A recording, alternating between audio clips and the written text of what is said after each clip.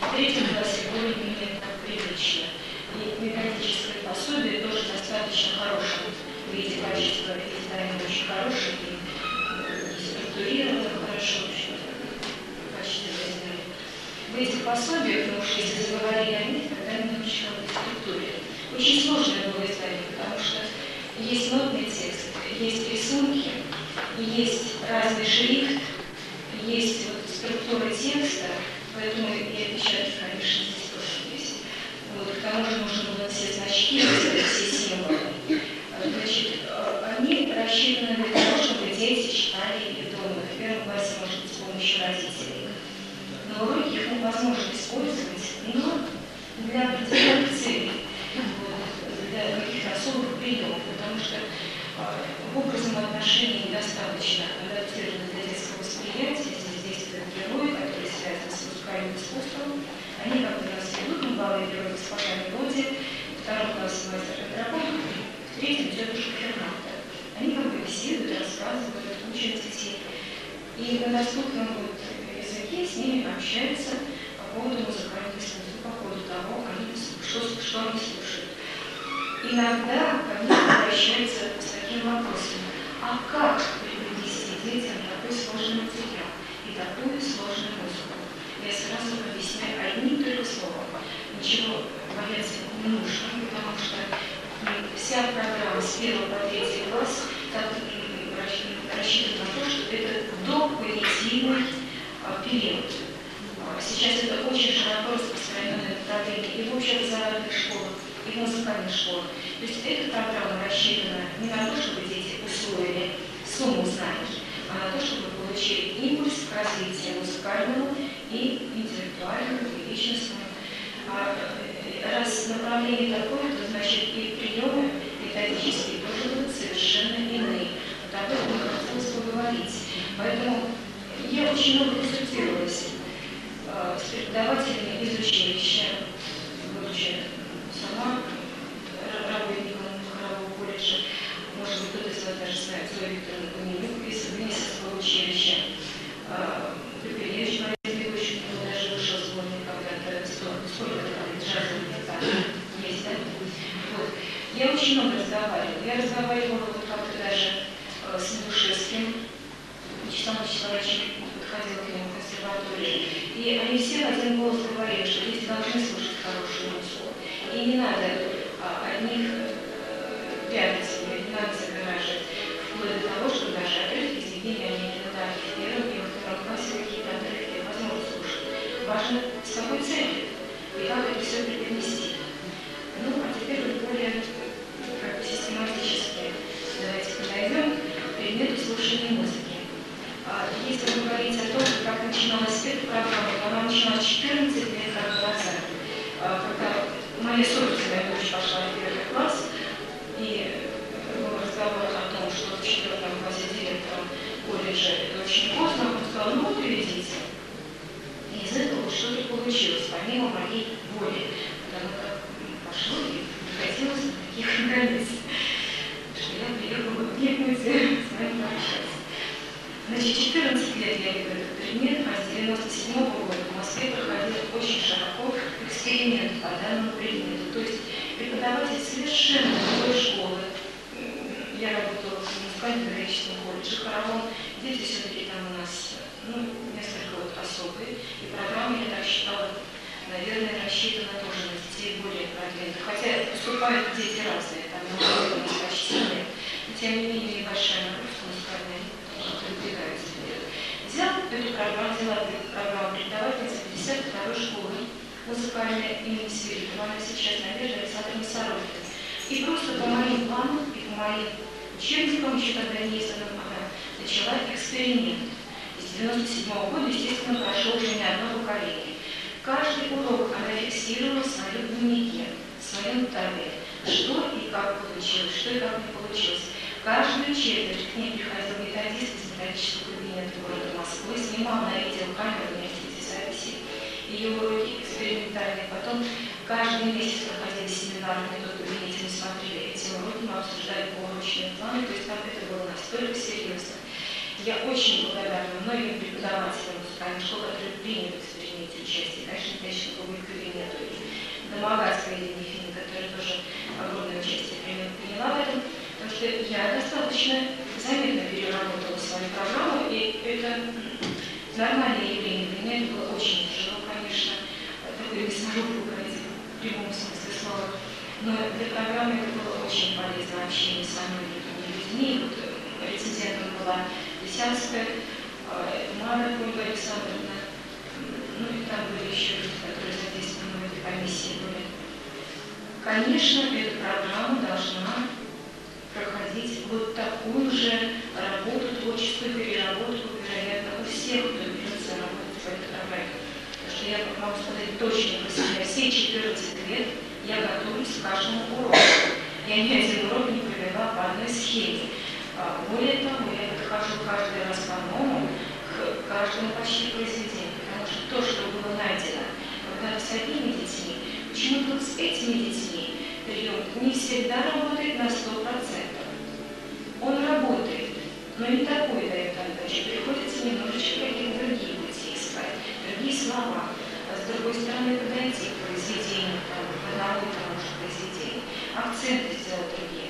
То есть я говорю о том, что этот предмет вообще особый, так что музыкальная литература, на мой взгляд, их вести очень трудно. Мне гораздо легче провести 7 уроков подряд сольфеджио, чем там несколько уроков литературы, они требуют большой отдачи от преподавателя, ну и, наверное, эмоциональной тоже, потому что это маленькие дети, и с ними надо все прожить. А если их несколько групп идут подряд, то понятно, что это очень сложно. Итак, вот история такая. Потом Надежда Александровна показывала открытый урок на конференции городской московской. Она показывала открытый урок на региональной конференции, это было в позапрошлом году. В прошлом году я показывала открытый урок, у меня есть видеозаписи, мы, надеюсь, посмотрим, тоже на региональной конференции в Москве. И многие преподаватели материала молодых юнок уже работают по этим учебникам и вот по этой программе. Сначала ее не было, это было очень тяжело и очень сложно.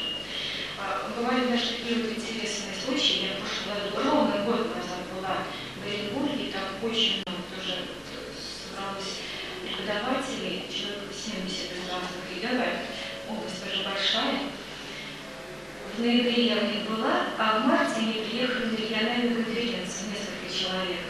И потом, уже, когда я провела урок, уже когда мы побеседовали со всеми, они ко мне подошли, сказали, что как только вот я уехала, с декабря тут же начали проводить эти уроки. Но это очень подробно рассказывала. Все помощи, прям под запись. Сейчас нет необходимости, потому что вышло методическое пособие. Но при этом, при всем, многие подходили и говорили: ой, вот в марте я показала только начало темы музыкально-звукового пространства, а некоторые подходили и говорили: извините, вот будем самых разных отдаленных пожеланий. А мы уже далеко впереди, мы даже не знаем, что можно так подробно и можно так вот разнообразно это все провести. Так что, конечно, тут разговоров может быть очень много, подробно, гораздо, наверное, лучше, если вы сами подойдете с творческой позиции и будете уже работать так, как вам ближе, как вам интересно с детьми общаться, потому что очень важен личный контакт. Теперь вот в целом, если посмотреть, что это такое, что это за предмет. Ну, во-первых, конечно же, надо вспомнить, что первая программа по музыкальной литературе появилась в 1957 году. Программа Оксфорда, да? Она в таком издании была. А до этого, до 1957 года, существовал предмет слушания музыки. И такой интересный даже факт. В Оренбурге преподаватель Института культуры и училища Оренбургского была тоже на семинарах, она потом подошла ко мне и говорит: а вы знаете, вот у меня была, она ведет тоже уже очень давно в школе, а у нее была в методике преподавания учитель, который методику проходил как раз у тех людей, которые создавали предмет слушания музыки, это Егорский и Асафьев. То есть она являлась как бы внучкой методики Егорского и Асафьева. Я сама обнаружила с таким удивлением, что этот предмет существовал, что его разрабатывали такие музыковеды. Это было такой закрытой достаточно информации. Вдруг вот об этом стало широко известно. как же ее представляли до войны фактически, да, вот до 1957 года это предмет шел, но он был для детей все-таки начиная с 4 класса, не для маленьких детей.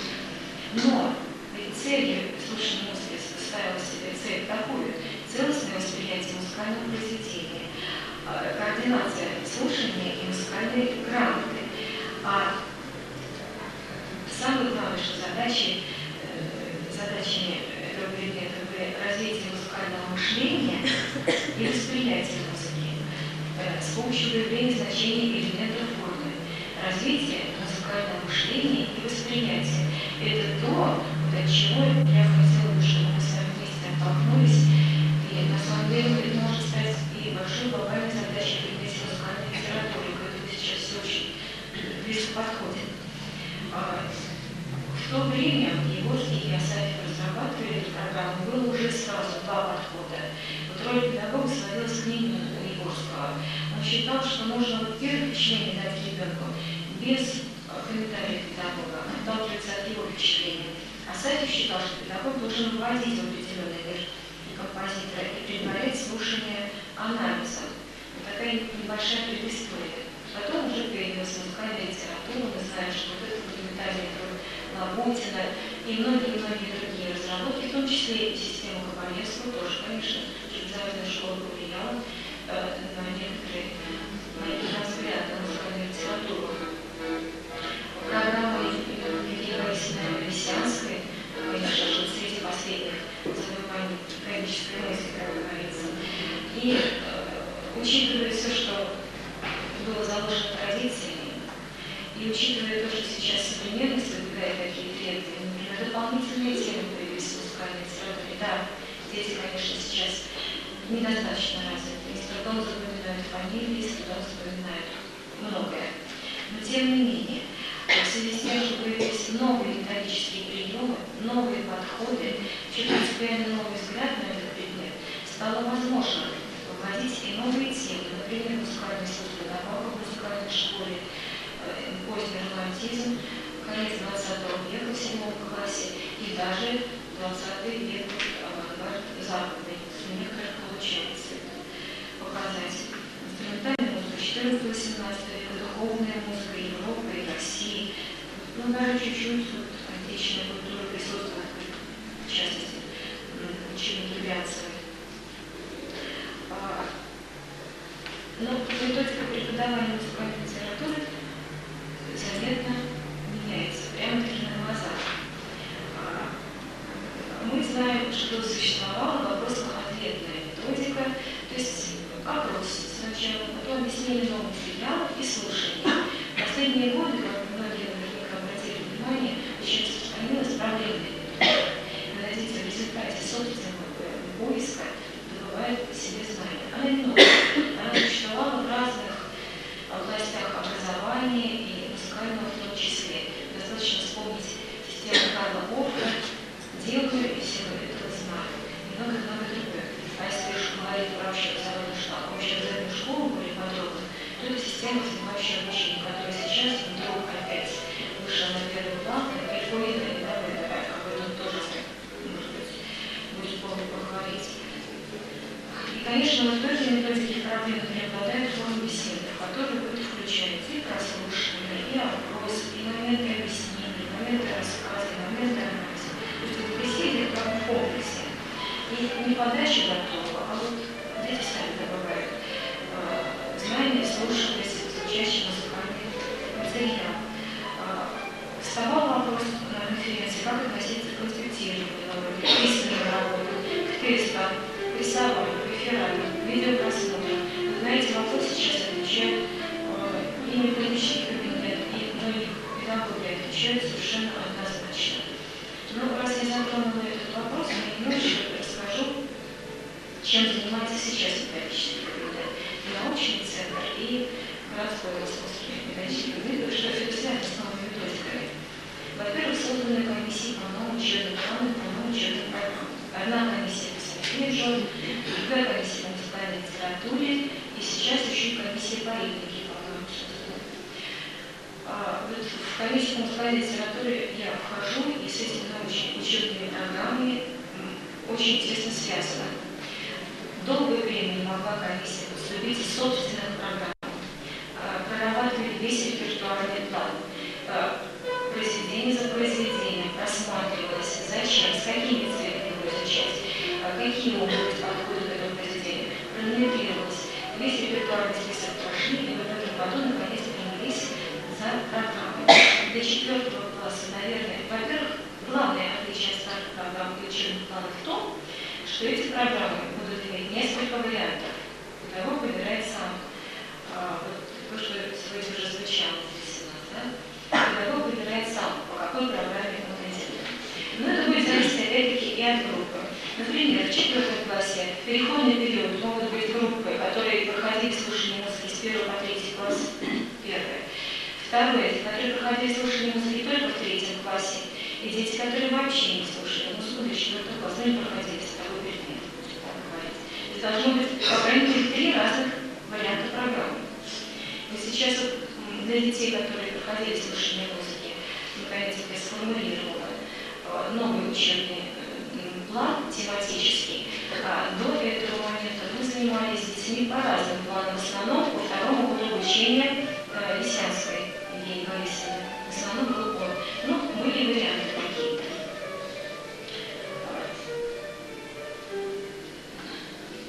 Немножко более подробно, я надеюсь, будет возможность в 4 классе поговорить, когда уже будем о слушании музыки в литературе подходить. А сейчас какие-то основополагающие вещи, что касается слушания музыки.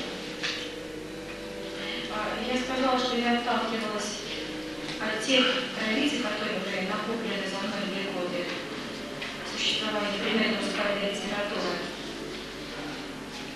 И главное, что меня очень порадовало, это то, что когда я начинала этот предмет, конечно, я не знала разработок Асафьева и Егорского, и вот это совпадение, что первое, что должно стоять как первая задача для педагога, это развитие восприятия музыкального произведения. Это меня очень порадовало и натолкнуло вот как бы на мысль, что, наверное, это правильный педагог. Что это значит, мы попробуем сейчас разобраться. Итак, предмет слушания музыки рассчитан на 3 года обучения. И тут опять начинаются вопросы. А если не разрешают 3 года, а дают только 2, такой вариант возможен. Если дети начинают во 2 классе слушания музыки предмета, они уже постарше. Можно совместить 1 и 2 класс. Можно зайти на 4-й год обучения, там начинается, конечно, музыкальная литература, но 3-й год обучения по слушанию музыки во многом совпадает с программой Лопутина до 4-го года обучения. Ну, даже по темам. Далее, если дети учатся по 5-летке, совсем большие, у них предмет слушания музыки идет только 1 год, и со 2-го класса начинается музыкальная литература. Здесь тоже могут быть варианты. Во-первых, Евгения Борисовна Лисянская тоже попробовала разработать такую программу для детей с 5-летним курсом обучения. Ну, и многие пробуют тоже, опять-таки, 1-й год обучения пройти 1 и 2 класс, а музыкальная литература 1-й год обучения, то есть 2-й класс, 5-летки, и по 3-му классу, и по 4-му классу совмещают многие темы. Там, получается, только не хватает Руслана Людмилы, а в основном все темы в 3-м классе есть. Это что касается планирования. Планирование таким образом может осуществляться в такой примерном виде. Я бы сравнила программу слушания музыки 1, 2 и 3 класса с такой некой сонатной формой. 1-й год обучения – это показ тематического материала. Разные способы показа тематического материала, если так крупно посмотреть. 2-й класс – приемы развития тематизма. И в связи с этим образное содержание, развитие образа. И 3-й класс – итоговое послушание музыки, восприятие художественного целого, как результат развития. Потому что тип высказывания связан с определенным жанром. Это одна из важнейших тем 3-го класса, обобщающих тем. Потому что любой прием развития связан с формой. Форма как результат развития тематизма. Поэтому выстраивается, на мой взгляд, такая очень логическая цепочка. 1-й класс, 2-й и 3-й. И вот я нашла подтверждение еще раз в правильности такого планирования, когда мы смотрели тем не менее, очень много общего, опять-таки. Замечательно совершенно иногда он говорит вещи, как такие плакаты можно вывешивать. Он говорит, надо найти систему, храм, в нем есть все. Но опять-таки вот эту систему каждый находит сам в результате, все равно вот есть программа. И кроме того, надо найти методику, ключики, которые открывают эту систему, открывают этот храм. И далее он говорил на этом уроке. Сначала надо научиться строить тему, он говорил о композиции, об импровизации, об восприятии музыки. Разве не так? Сначала надо научиться воспринимать персонаж звучащий, или лирическое высказывание, или пластику, да, вот то, что нам показывают с помощью разных приемов. То есть сначала надо научиться воспринимать тему, как он говорит, строить, потому что нельзя без руля витрин. А в теме нет ни одного лишнего звука. Каждый звук живет на главный образ. А это уже второй класс, музыкальный образ. И когда научились строить тему, далее надо научиться строить, как ее развивать. И воспринимать, конечно, как воспринимать вот эти разные приемы развития. На слух воспринимать, как их научиться анализировать, делать выводы, выстраивать целое что-то. И потом, тоже так случайно попала на выступление из среды, и об этом же самом говорит и среда. Валентин Павлович. Тоже некоторые тезисы я записала. Первое, что не хватает, он говорил, кстати, о проблемах, таких же, которые сегодня задала вопрос на сегодняшнем семинаре. Какие проблемы возникают у детей, когда они поступают из музыкальной школы в музыкальное училище? Ну, он назвал несколько очень важных ключевых проблем. Я вот позволю себе перечислить только те, которые совпадают с предметом слушания. Не хватает работы с тематическим материалом. Да, дети могут даже быть научены слышать одну единицу, другую единицу, видеть в тексте и анализировать по отдельности. А тематический материал анализировать они не могут. То есть они не могут это связывать в единую систему и связывать с содержанием, с образным содержанием. Потом мы начнем более конкретно. Например, что такое работа с тематическим сценарием? Вот в предмете слушания музыки во втором классе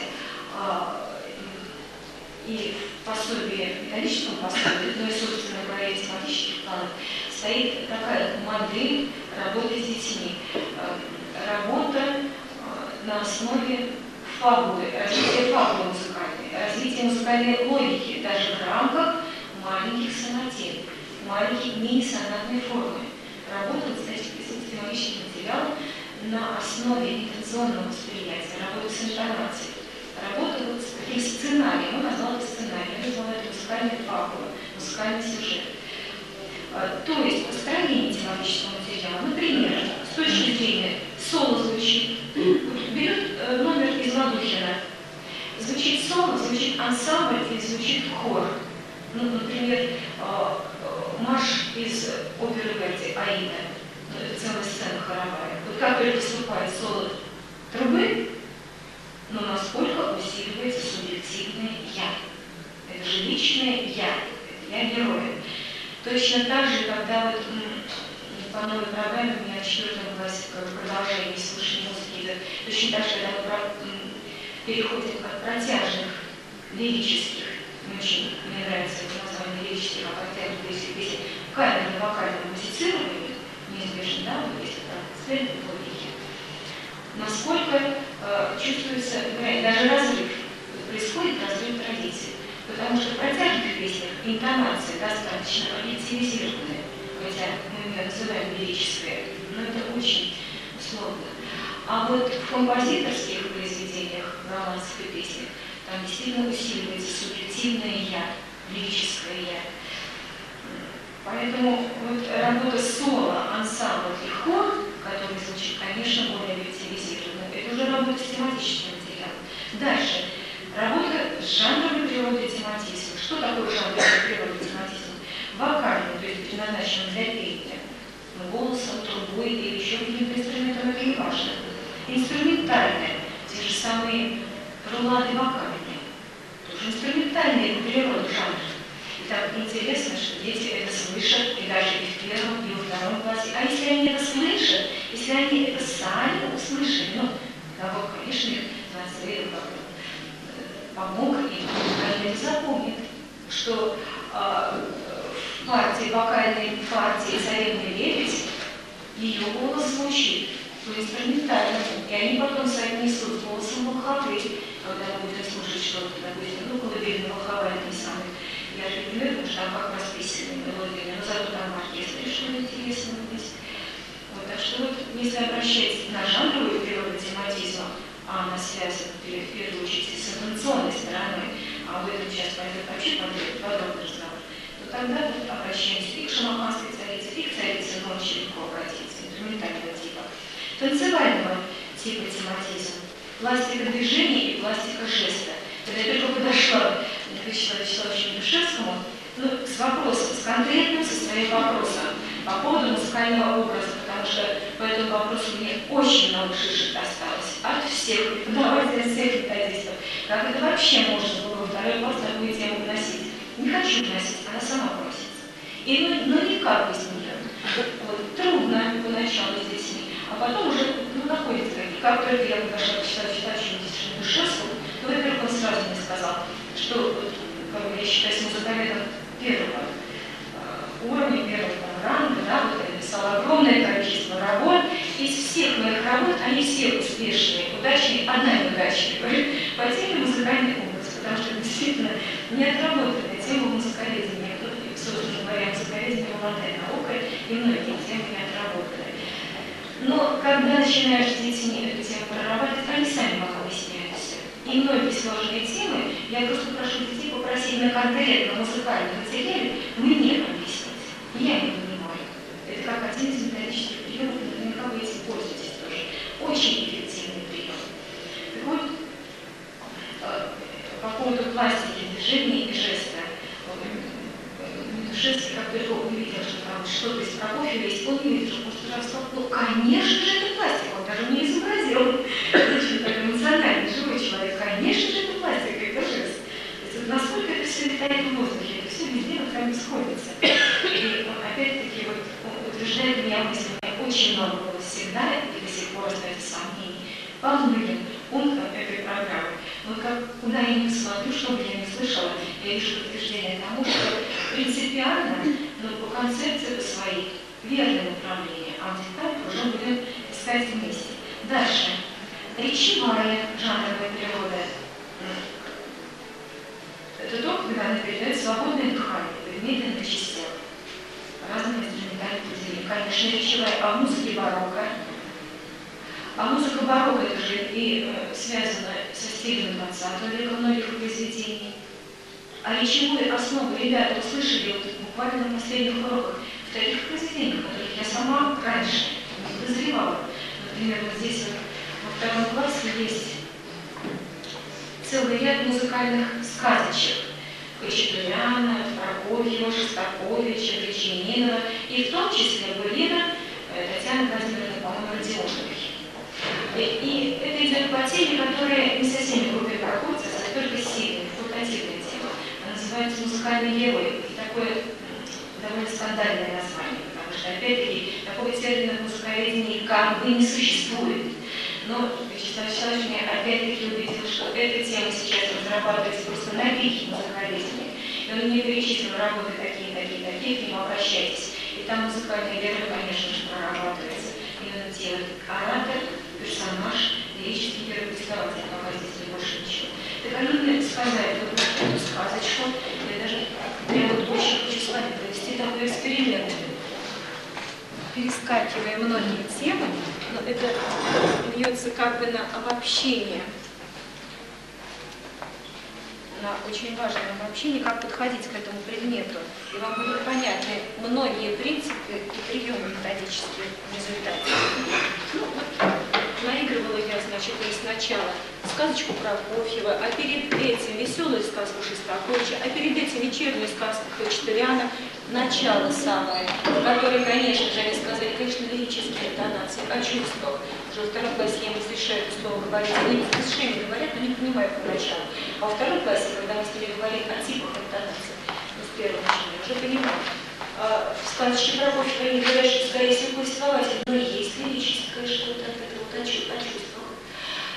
Например, никто никогда иного не сказал про веселую сказку Шостаковича, только персонаж, персонаж. А вот про Былину Родионовой я думала, что дети скажут, что это повествователь, герой-повествователь. Но иногда они говорят еще и лирические интонации присутствуют. Но вдруг, у нас же 4-й пункт, у нас герой-оратор, которого мы вдруг с удивлением обнаружили в произведении музыкальном, которое слушали в 1 классе, а слушали с ними начало, собственно говоря, токкату целиком, без фуги.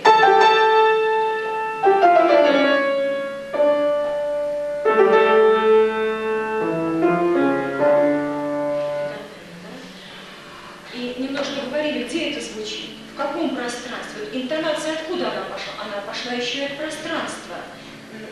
Какая интонация? О чем? Это слово с большой буквы. Это слово, которое должно услышать все человечество, весь мир.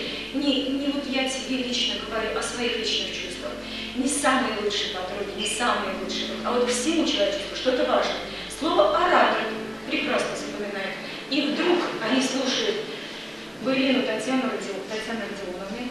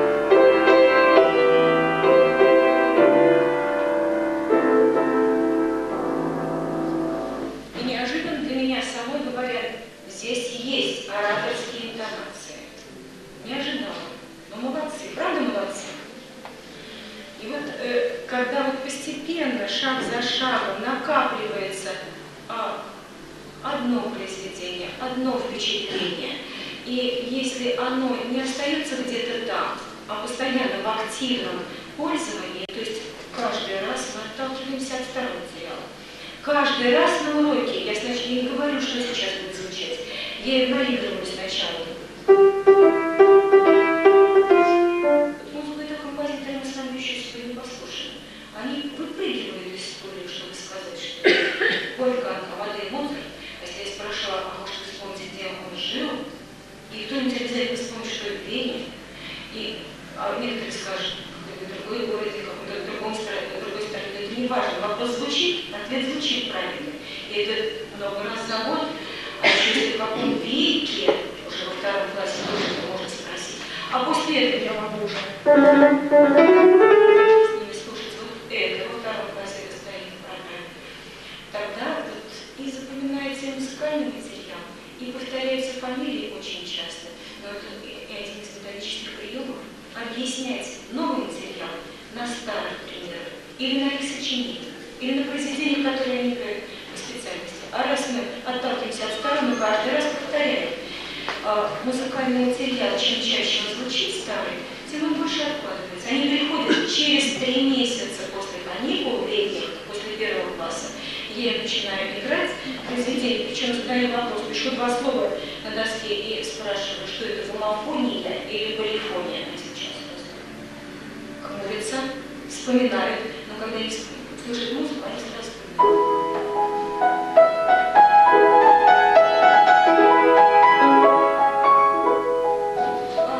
Да, это же гомофон, как же так.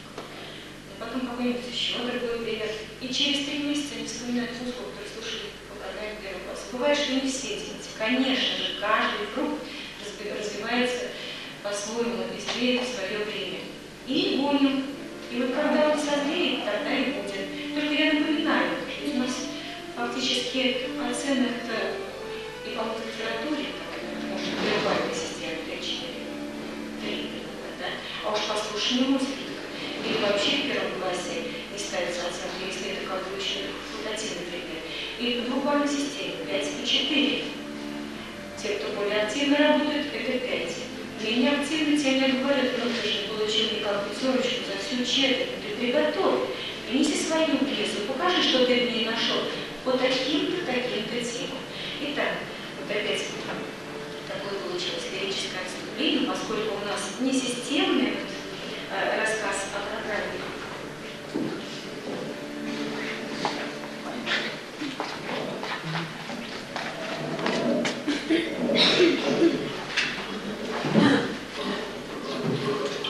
Знакомство с предметом, как это заявлено было, да?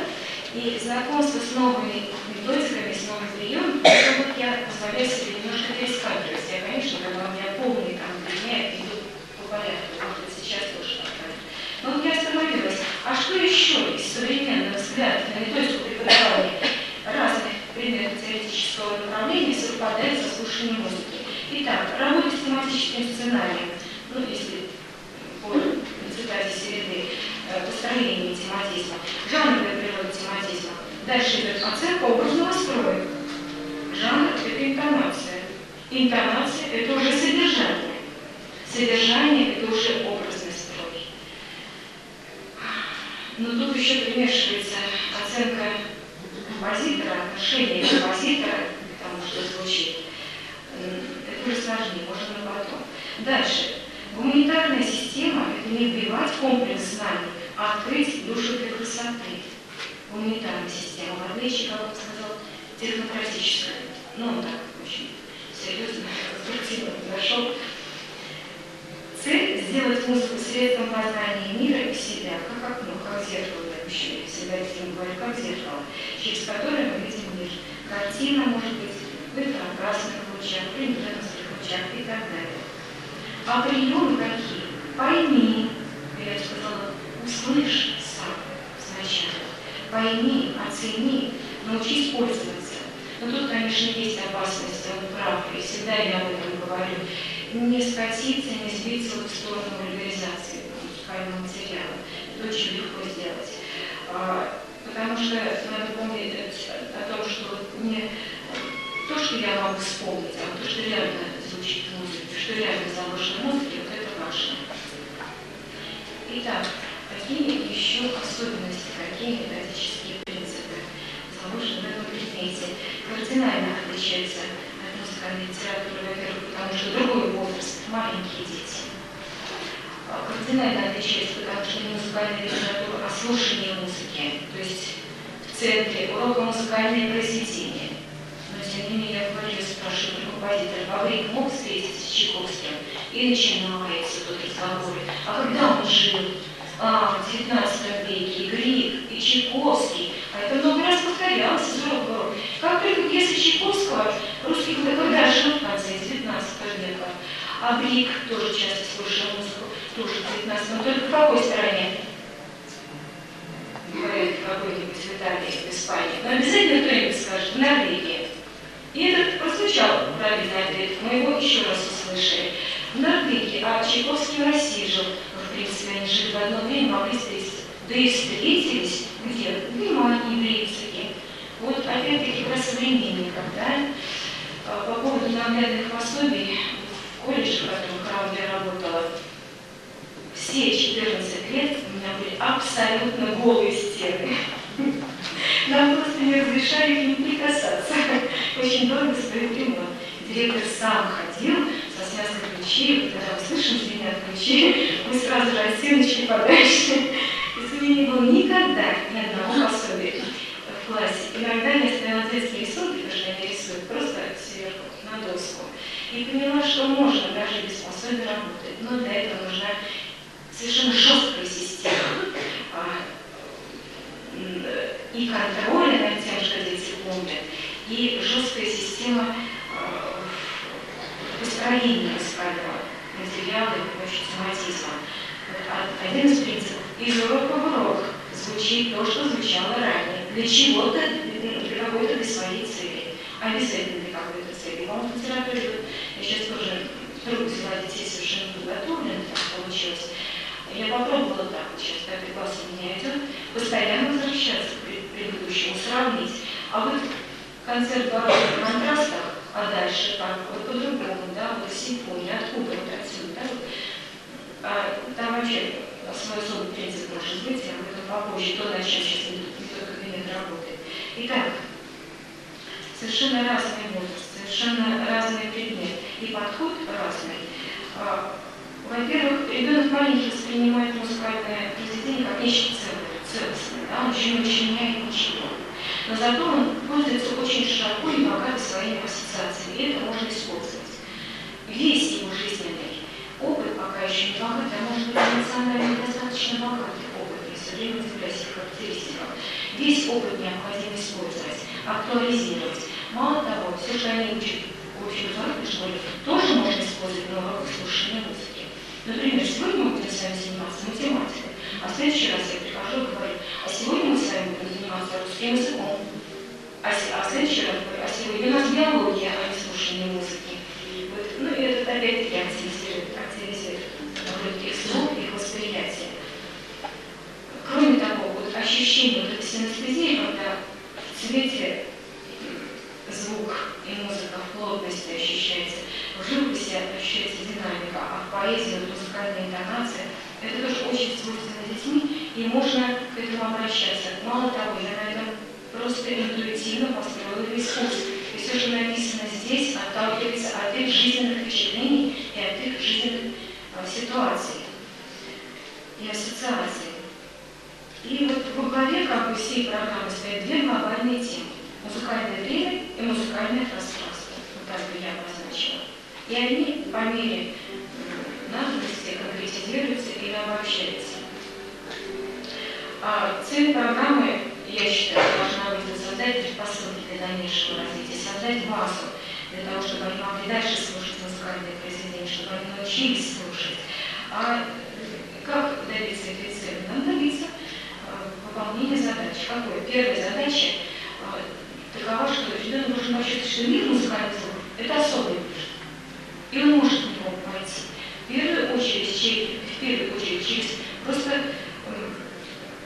чувственное восприятие, через физическое восприятие, через то, как он проживает сам, пластически. Поэтому очень много практических заданий и в первом, и во втором классе.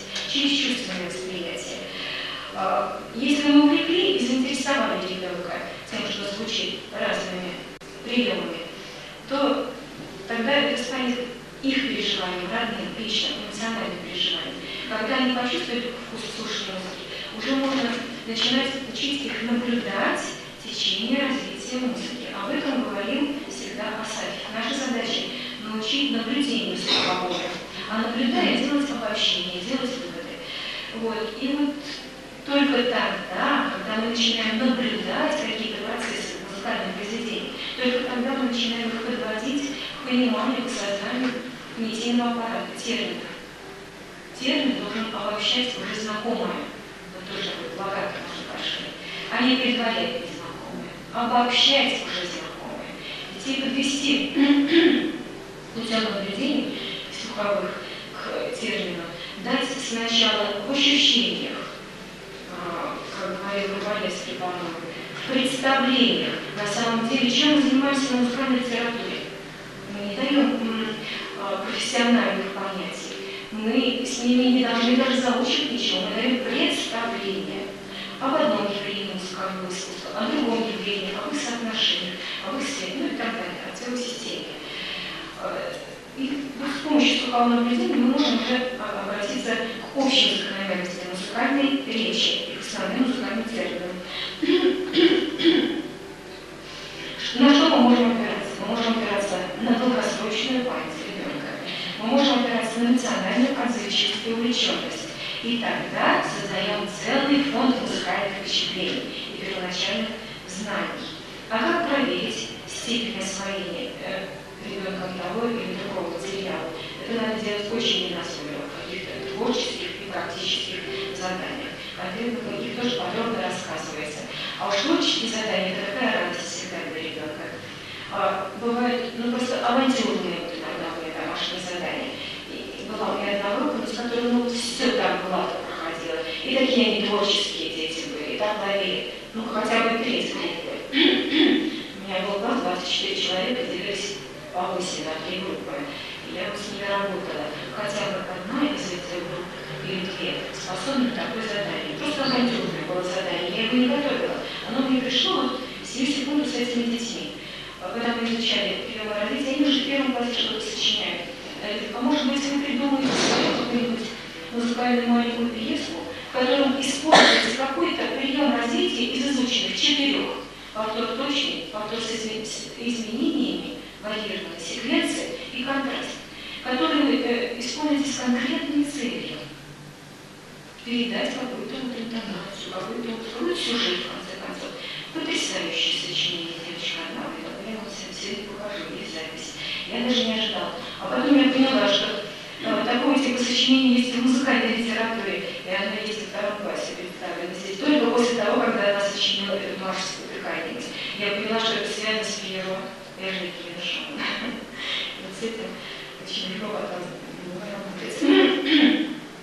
Теперь принципы планирования. А сейчас уже 3 часа, да? 3:15, да? Принципы планирования.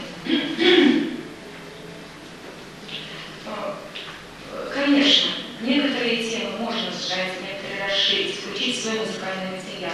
Но принципиально каждый из 3 лет обучения построен по одному, в одном ключе. Каждый год имеет одну стержневую, единую стержневую тему. Эта единая стержневая тема объединяет все остальные подтемы. И эти следующие темы помогают на главную проблему расширять область зрения, масштаб расширять. Это так называемый концентрический метод. И он тоже позволяет возвращаться много и много раз к тому, что уже проходили. Вот если рассмотреть каждый класс 1, то 1 год обучения, какая здесь получается ключевая тема? На самом деле выходит ключевая тема всего слушания музыки. А сейчас я думаю о том, как вы протянуть это на всю музыкальную литературу, эту ключевую тему. Итак, 1 год обучения, как я сказала, 3 года как бы сонатной формы, 1 класс, способы показа тематического материала. И как влияет на характер музыки лад, темп, ритм и фактура. Начинаем с характеристики звука. Музыкальное искусство – это звуковое искусство. Вот наша первая годная беседа – это беседа о звуке. Как это мы делаем, если получится завтра в 1 классе, попробуем. Вторая тема – ритма формулы и метроритма, ощущение сильного и слабого времени. Звук, он же не только по высоте, он же и по времени воспринимается. Третья тема – рисунок мелодии и кульминация. То есть мелодия воспринимается уже как пространственное и временное, с кульминацией, да, со своей явлением. И первая обучающая тема – интонация. Речевая, кантилена, сигнал, моторное движение. Вы поняли, что это первичные типы высказывания, первичные жанры. Речевая, кантилена, сигнал, моторное движение. Обобщающая тема 1 класса – музыкально-звуковое пространство, его глубина, плотность, окраска, интонационное, ритмическое, тембровое, наполнение. Так вот, начиная с отдельного звука, с одноголосной мелодии, с созвучия, ученики постепенно охватывают слухом все музыкальное пространство, все составляющие.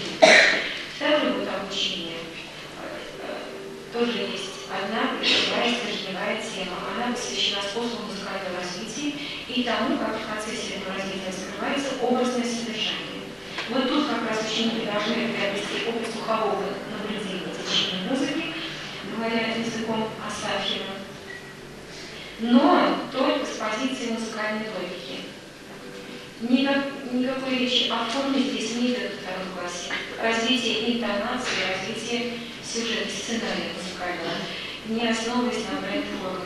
Конечно, они присутствуют, и иногда и во 2 классе я говорю про сонатную форму более подробно, но это не обязательно.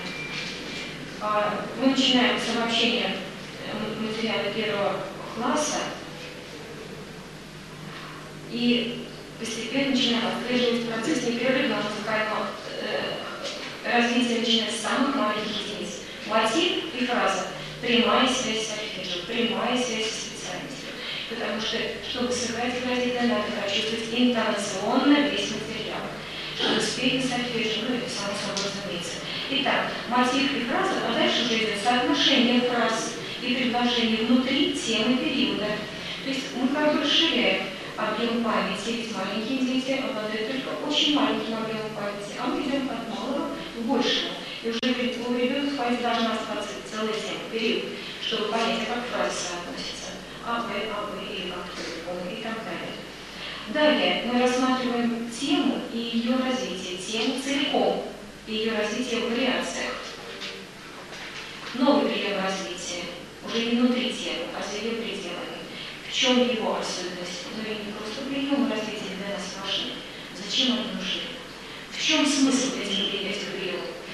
Какое создает впечатление сегменте, когда она идет вверх, рост елки, ощущение усиления роста, а если вниз, совсем другой смысл этого приема развития. А где встречается точный и варьированный повтор, да, конечно, в песне кататься. А где нужна мотивная работа? А там, где есть столкновение разных интонаций. Вот. Ну и вот далее идет тема и логика соматного развития. Только логика, не форма, не с точки зрения формы. И с точки зрения мотивной работы. Сопряжение более или менее контрастных интонаций. С этой позиции рассматриваем. А поэтому воплощение действенного динамического развития, на него и выходим. Раз столкновение интонаций, то значит происходит какое-то действие. Как этап развития проходит кульминация во втором классе. И третий год обучения. Восприятие художественного целого, как я уже сказала. Жанр с точки зрения интонации, как особый тип изложения. Какому жанру свойственно такой тип интонации? Такой. Форма как результат развития интонации. Начинаем опять с очень простого материала. И на нем отрабатываем материал первого и второго класса. Все вспоминаем, все восстанавливаем, все опять в активной работе, потому что это идут народные песни. А в них прям хорошо все здорово ложится, более конкретно уже на обычный план. Дальше песни, песенность, марши, самые трехчастные формы и двухчастные, танец и танцевальность, старинная форма, двухчастная форма, прием развертывания, новый прием развития. И простые музыкальные формы, активная практическая деятельность детей. Это одна из принципиальных установок по работе с маленькими детьми. Практическая деятельность. Вся методика направлена на то, чтобы насытить каждый урок практической и игровой деятельностью. Это особенность работы с маленькими детьми. А вот закреплять хорошо и обобщать пройденный материал в теме симфонический оркестр, голоса и биография инструментов. Эта тема началась в первом классе. Каждый урок, тембровые характеристика, тембровые краски, а потом в седьмом классе будет тембровая драматургия у Шнейки, например. Вот линия протягивается, логически, конечно. По поводу того, что дальше видится после третьего класса, попозже немножечко. Некоторые еще общие замечания. Конечно, очень важно найти гибкую форму общения и всегда индивидуальную. Поскольку предмет слушания музыки и музыкальная литература, важно индивидуальное общение с каждым ребенком. Важно поощрять. Это создает атмосферу. Причем эмоциональный положительный фон. Все абсолютно учителя всех школ говорят, что для маленьких детей одна из важнейших составляющих успеха – создать положительный эмоциональный фон. Но без помощи такого общения и поддержки каждого выступления. Еще одно замечание. Иногда сейчас, особенно в методике и в практике преподавания музыкальной литературы, говорится, что монолог – это монолог педагога. Это не очень сейчас в современном этапе методика прогрессивна, уже не дает на таких результатов. И на тех же педагогических уроках стараться избегать монолога, отталкиваться от того, что услышали, и делать уже какие-то маленькие, но заключения. И, может быть, по собственному языку простые композитора, и потому что в это время звучало и по жанру, да, вот, по содержанию его творчества. Ну, а уж то, что дети могут сами прочитать и даже нарисовать на карте, в каких городах побывал Бах, вполне реально. Просто сами нарисовать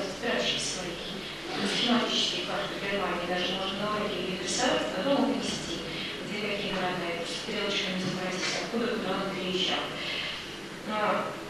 Стимулирует не только каждое выступление устное, а любую активную практическую игровую деятельность. На каждом уроке мы изображаем либо шаги музыкального героя, это пульсация, надо наладить вот эту четкую пульсацию с первого класса по сольфеджио и послушание музыки обязательно. Потому что от этого практического действия, от этого чувственного восприятия и восприятия информации, пластики движения тоже будет более ярким. Что еще? Мы можем определять размер, это само собой разумеется, да, дирижируем. Мы можем показать рисунок мелодии рукой, если это кантилена, это лунообразного типа мелодии. Если это схема, это другого типа мелодии. Если это речитатив, это совсем третий тип, ну и так далее. Мы можем пропеть эту мелодию, мы можем много деятельности, во многих случаях вести такую практическую деятельность. Должна отметить сразу, что вот уроки, которые даны здесь в пособиях, они совпадают с уроками реальными. Потому что на одном уроке я могу сразу 2 урока, например, отсюда пройти, а на другом уроке я могу только полурока отсюда пройти. Такая цель не ставила, что вот урок здесь и урок в классе. Немножко разные задачи у пособия и у того, что мы делаем в классе. Теперь что вот еще обязательно нужно помнить, что госпожа Мелодия, маэстро контрапункт и тетушка Фермата вызывали тоже сомнения у многих преподавателей. Все-таки термины музыкальные, а они у нас действуют как некие персонажи. Но на самом деле дети понимают. И опять это вносит игровой момент. Они разделяют термин и музыкального героя, например. Да? И на уроке я не пользуюсь этими персонажами. В очень редких случаях. Я лучше воспользуюсь примером из Золушки Прокофьева. Я лучше лишний раз сыграю им. Вот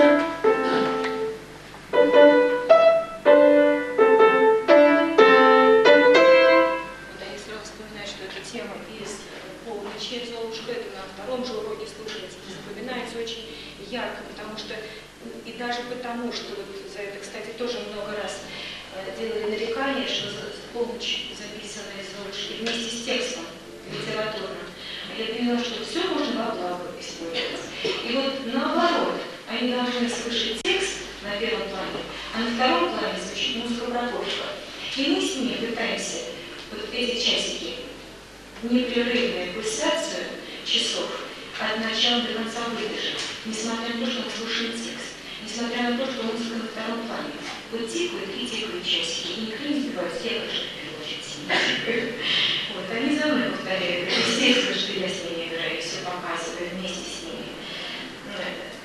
Поэтому не использую я вот эти образы на уроке, только дома. И, конечно же, они расспрашивают все эти рисуночки, конечно же, они могут это все в своих рассказах применить. Но я очень редко этим пользуюсь. Теперь про специфику.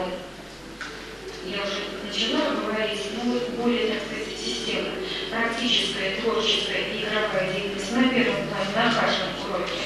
Это помогает активизировать восприятие детей, а эти маленькие дети, какой маленький объем, какая плохая переключаемость с одного на другое, какая маленькая активность внимания. Активизировать постоянно нужно. А что такое активность слуха? Это у Лабутина написано. Это напряжение внимания, памяти и слухового аппарата. А как держать напряжение? Вопросы конкретные, задания конкретные. Никаких готовых определений. А вот понаблюдайте за музыкой с помощью вопросов. Итак, вот то, что я уже говорила, термин должен обобщать уже известное, но не предшествовать неизвестному. Еще один из важных методических принципов, о которых я упоминала, сейчас управляю все в системе. Чувственное восприятие используем, знание других областей используем, обращение к аналогиям, двигательным, речевым и пространственным обязательно используем. Аналогии, ассоциации у детей они быстро вылетают. Но только тут опять-таки нельзя давать пересвеживать. Как бы похоже на что-то, но не вот здесь вот бьется шинель, а вот здесь вот собачка вокруг ног. Нет, конечно. Вот как бы похоже на что-то, окружающееся движение. Разные вещи, правда? Очень Я этим пользовалась, но особенно Надежда Александровна Сорокина стала широко это применять. Например, это, может быть, вы тоже увидите в уроке. Сочиняем колыбельную песенку, проходим тему интонации, на интонации колыбельных, какая она. И она говорит, вот пришли дети, они сочинили колыбельную песенку вот такую. Так.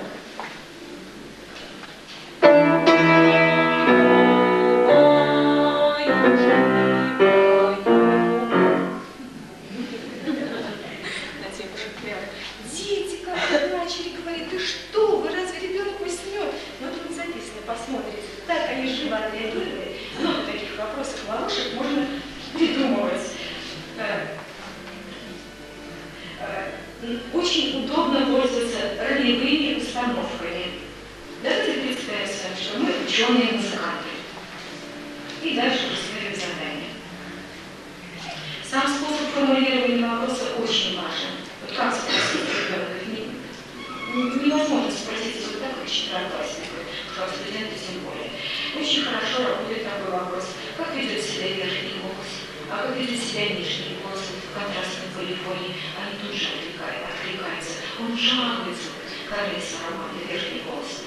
А нижний голос его утверждает, поддерживает, более серьезный, стройный голос. И ведет себя в другом ключе, хотя там ритм более разнообразный. Уже они это слышат. И вспоминают, что это сарамада, это жизнь, потому что это ровность и ритмоформула повторяющаяся.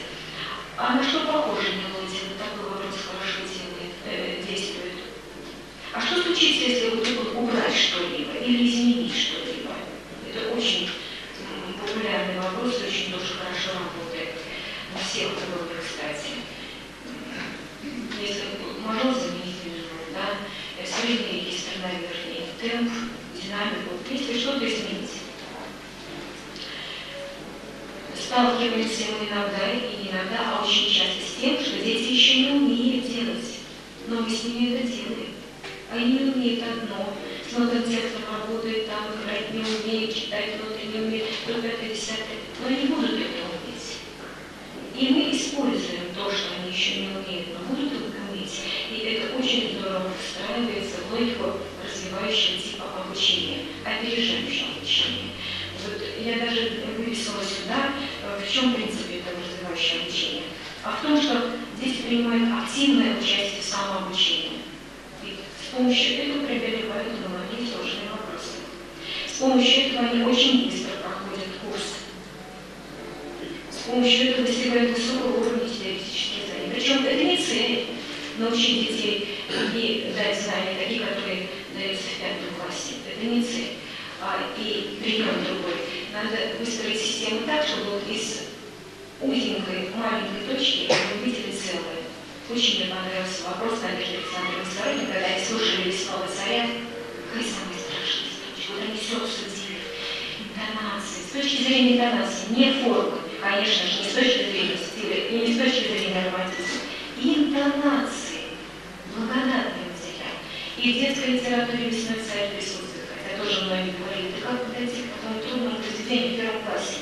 Как это возможно? И когда они все это послушали, разобрались, что за герой, что за атмосфера, что за действие. И прозвучал вопрос, когда же нам избрать совершенно строчку в этой балладе. От начала до конца. Видно по глазам на видеокассете, что дети слушают внимательно. Даже какие комментарии по ходу. И сразу же сказали, вот он, вы как его, младенец Голуберт. Не запомнят разве? Запомнят. Они сами на это подумались. Они это услышали, прочувствовали. Еще что связано. Да, вот из одной маленькой точки. Взять маленькую интонацию и проследить даже глазами очень выразительно от начала к концу. Что еще? Вот при таком подходе любое произведение, любой внешний повод, любая иллюстрация становится поводом для внутренних размышлений. И мы много раз опять возвращаемся к одному и тому же произведению. Да, послушали «Рассвет на Москве-реке». Сейчас опять свои слова. Москве-реке, дальше Москве-реке. Послушали, рассказали они там вот то, что мне нужно было, например, и то, что они услышали. А потом мы возвращаемся к этому произведению в теме программной музыки и начинаем понимать, что содержание это гораздо шире и гораздо глубже и богаче, чем название. Вот в чем секрет программной музыки. Это импульс. А дальше уже содержание идет совсем другим путем. Или приемы развития. В самом начале второго класса прошли, а потом соприкоснулись с музыкой разных стилей, а стилями группами даже немножко поговорили о стилях, но только конкретно поговорили. Вот прием развития, точный повтор, как он интересно звучит в концерте «Осень» в третьей части Вивальди «Охота». Точный повтор.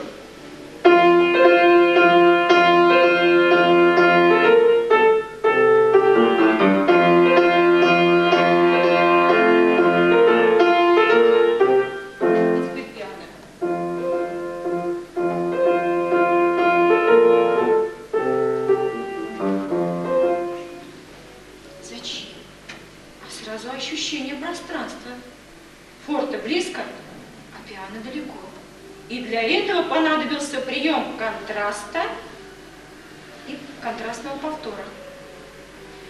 А вот в пьесе композитора, которого мы вообще впервые слышим фамилию и ни за что не запомним, а все равно я не отстану, я буду повторять из урока в урок эту фамилию, этот пример тоже есть. Ну всего вот основных-то 4 приема развития, какое разнообразие.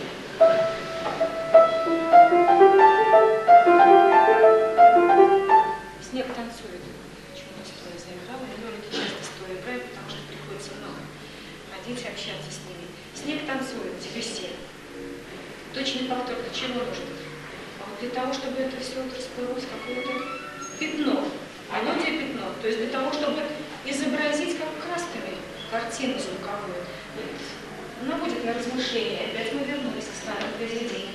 И опять посмотрели, а для чего нужен этот прием развития. А как он работает у одного композитора, у другого. А у Моцарта. Одна фраза. Закончилась, не знаете, вопрос. Другая на тонкий ответ. Такая же точно фраза, другой концовка, других звуков немножко. Для во многих произведениях классицистского композитора наводит на размышление. Итак, при таком подходе, который заложен в развивающий принцип обучения, активизируем звуковую деятельность и закрепляем новый материал на старой музыке, на новой музыке, а новый проходит на старой музыке.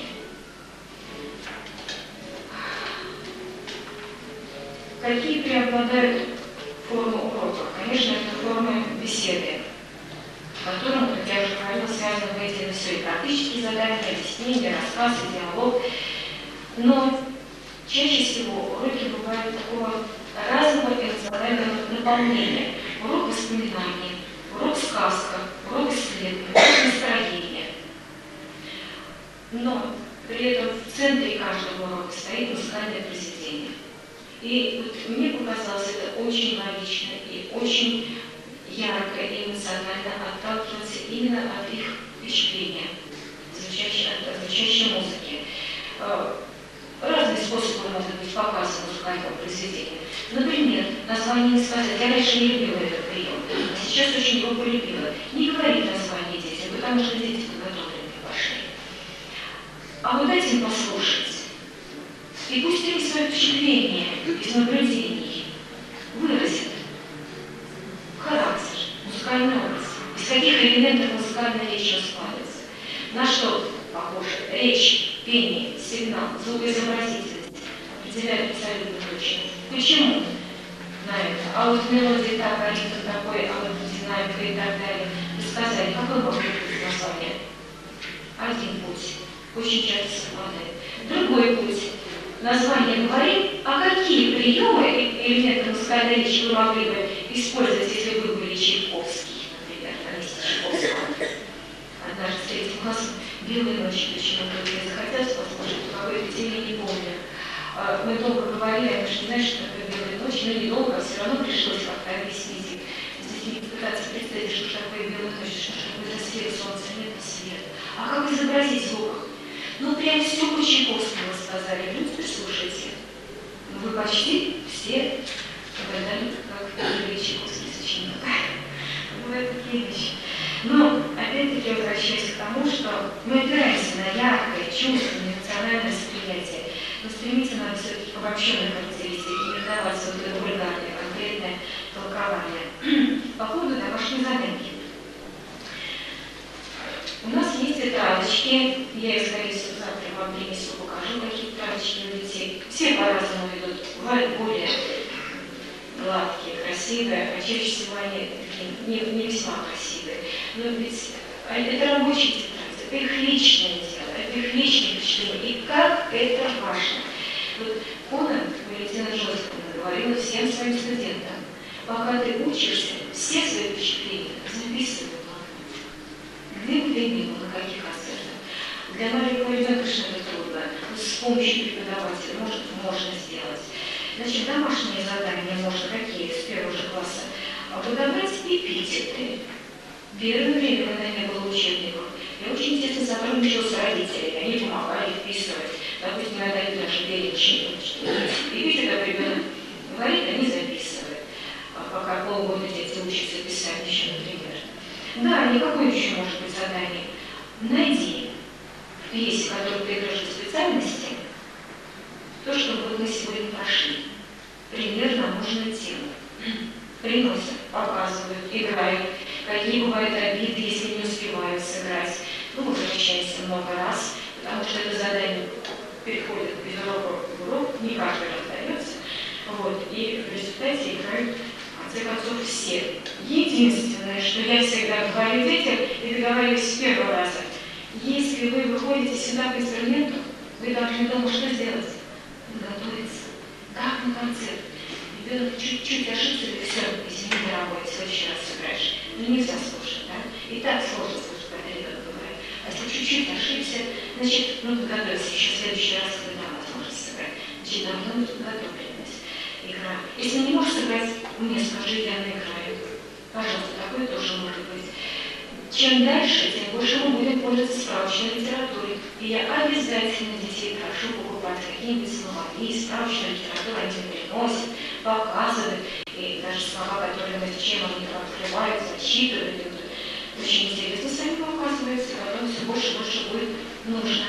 Ну, раз уж я об этом заговорила, я открою секрет, что я очень прошу их покупать записи классической музыки. Если об этом не говорить, ну, это будет как бы и уплывать. Если об этом говорить постоянно, они будут тоже гордиться тем, что у них есть у домашних фанателей запись классической музыки. Сейчас меня вот уже и третий класс приносят, и оставляют у меня даже некоторые диски. И пятиклассницы девочки приносили там вот целые сборники, начиная с музыки барокко, и Яна Вивальди, и на уроке тоже слушать. Одна девочка принесла, я правда сама вот из греческих обработки до 4 классе сложные танцы принесла, она мне в 5 классе, когда старинные танцы вспоминали, она кельтские обработки принесла, и мы тоже послушали, так интересно было. Вот об этом надо говорить. Ну и еще, что я хотела сказать, что домашние задания связаны с сочинением своих музыкальных примеров. Дети делают это не сразу и не все, но с большим удовольствием. Те, кто почувствовал вкус сочинения, у кого получается, тех уже не остановить. Один мальчик с целыми кассетами записывает свои импровизации по сочинению, хотя он может их повторить. Не совсем импровизация. Некоторые в письменном виде прямо представляют, у меня целый пакет записанных сочинений с собой. И последнее. Конечно, дети любят рисовать. Хотя я к этому отношусь очень строго. Я не специалист по рисованию. Я очень осторожно даю такие задания.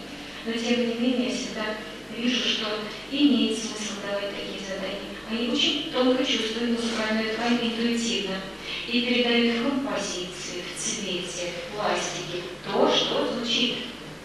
Последнее задание «Снег танцует». Ну, наверное, тему можно нарисовать. Я даже не держусь, вам покажу этот рисунок. Снег танцует у нас на самом деле так же, как танцует в пьесе Дебюсси.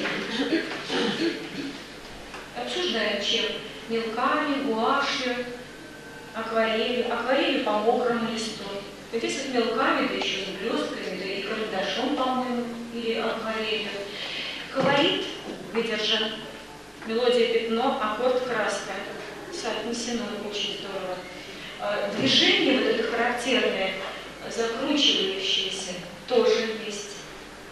Не ожидала такого рисунка. А какие вот я просто не привезла, вот буквально на этой неделе мне принесли эти рисунки. Там не только колорит движения и пластика передается, там такая точная, найденная, меткая, образная характеристика, живописная, что я даже этого не ожидала. Я вообще рисовать не умею, всегда поражаюсь, как легко получается.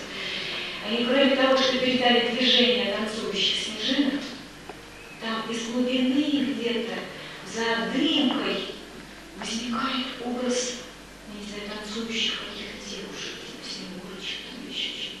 А один мальчик, вот у него вся композиция направлена сюда вверх и сделана в виде такой птицы, все это синеватом, зеленеватом фоне, все мерцающее, такое всплывчатое. И вот эта птица с крыльями, с блестящей, она просто наверх. Ну это просто уникальный образ. Ну как это детям рисовать? Но на самом деле можно рисовать, опять я это давала совершенно авантюрные задания. И дети, как ни странно, их выполняли. Наверное, есть задания какие-то, которые можно и не выполнять. И это тоже нормально. У кого творческая фантазия идет вперед, это надо использовать.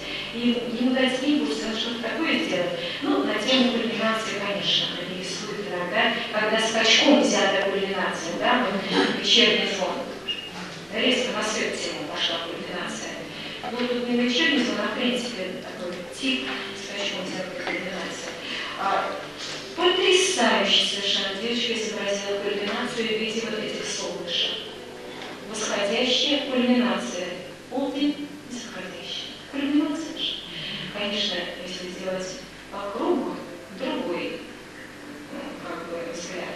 Но это смотря где ставить. Такого типа тоже возможно. Далее. Совершенно концептуальный рисунок мировоззренческий принесла еще одна девочка. Сначала маленький, очень тонко выписанный. Я говорю, не видно будет, если я кому-то буду пока нарисую побольше в красках. Она нарисовала философский рисунок. Кульминация – это лето и осень, это мировоззрение всех народов, вот, которые связаны с земледелием, правда? Весна – начало, потом вот это осень, кульминация, зима, спад. Прям все написано, спад, кульминация, начало. Никто не подсказывал, дела само рисовало. Вот этот рисунок можно просто использовать как прием методический. Спокойно давать детям нарисовать кульминацию в виде солнышек, где будет кульминация утром, днем или вечером. Как они по-разному тоже могут изобразить. Далее, кульминация, это мне принесла преподавательница, которая 2 года у меня, она каждый урок ходила на слушание музыки и говорит, вот, а мы любим, посмотрите, как кульминацию, как сгусток цветовой рисовал. Интересно тоже.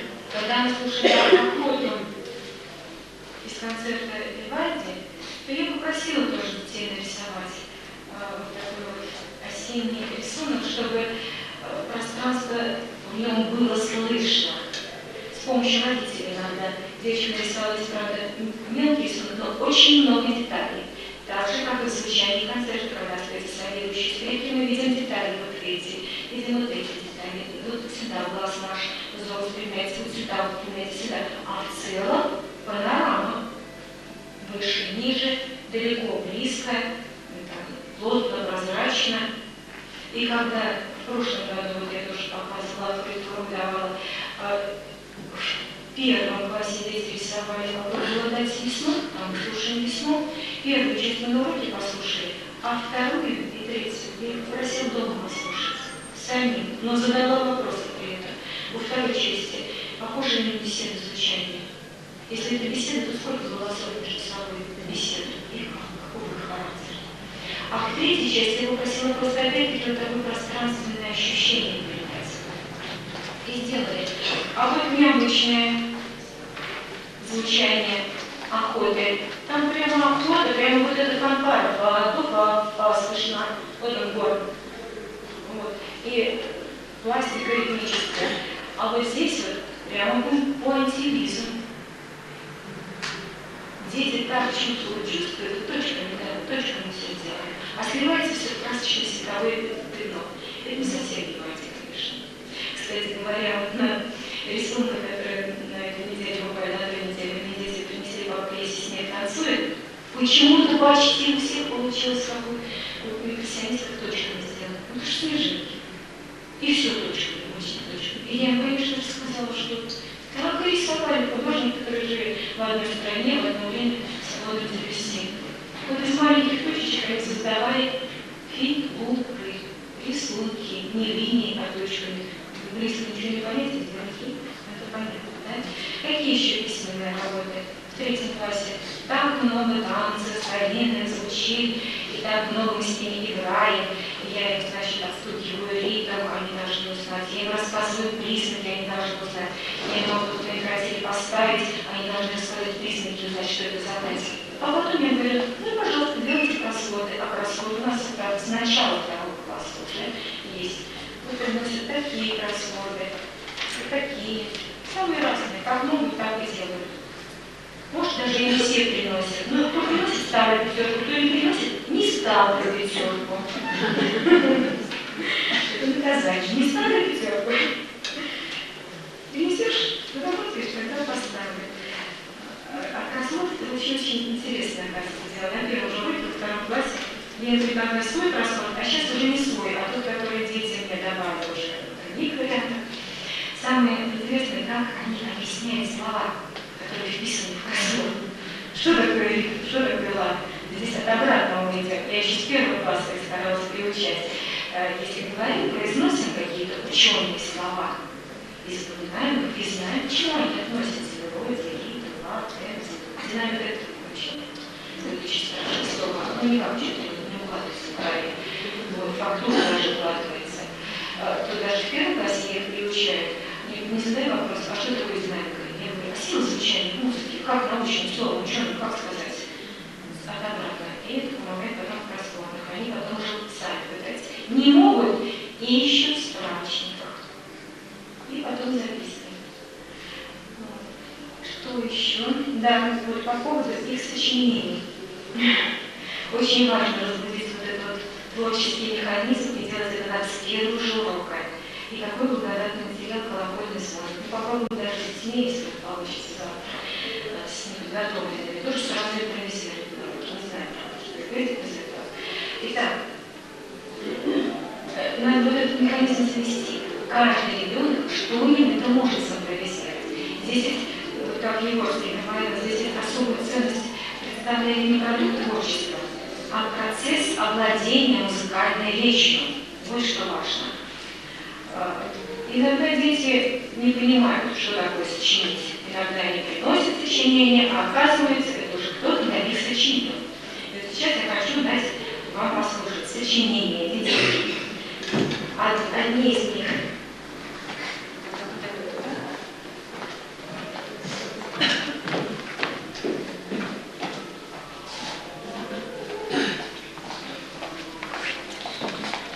Сначала вот это надо поставить. Сторона.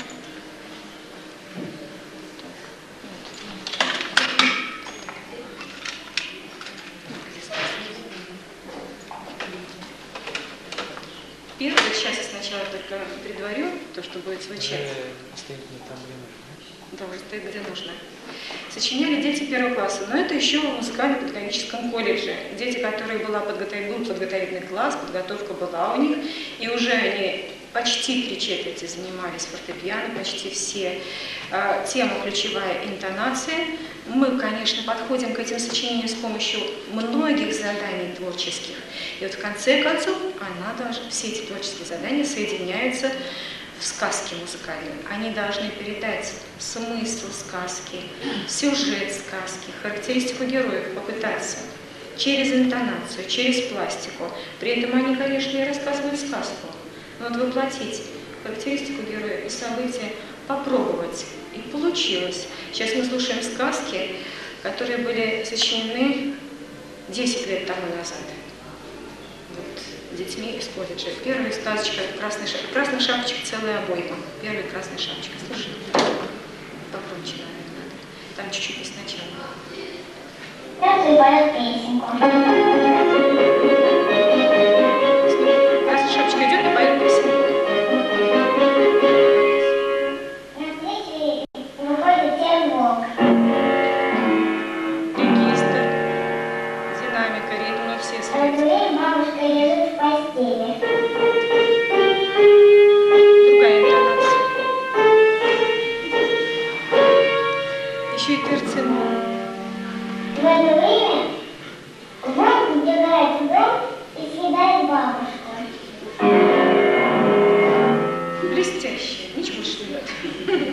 Пойдем. А красная шапочка подходит к домику, и ее съедает волк.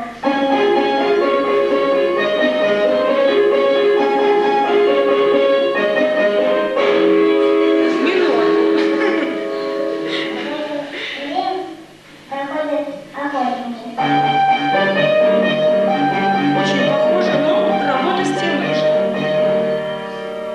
Они вбегают в дом и разрезают любовь к волку.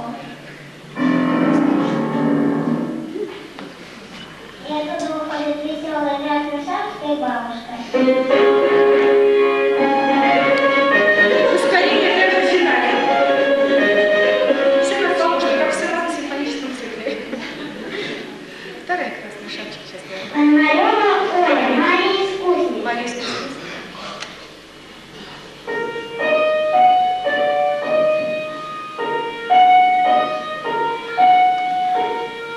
Тут в основном одноголосие, например.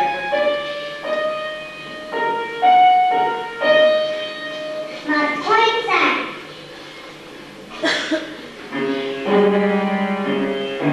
Тут созвучие. Фантастические.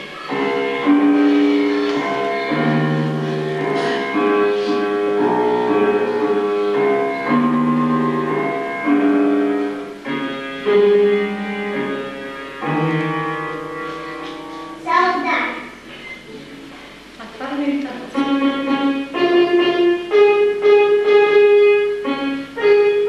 Ну, очень такой веселый солдат. Хоть и фанфарные интонации. С чувством юмора. Побег Марии искусницы.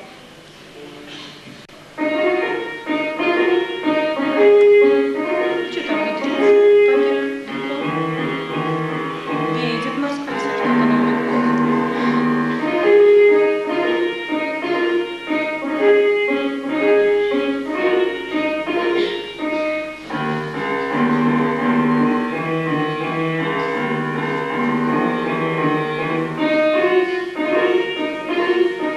Долго бегает она немножко.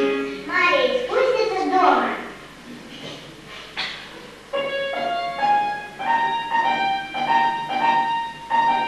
Развитие интонации. Одни еще другие.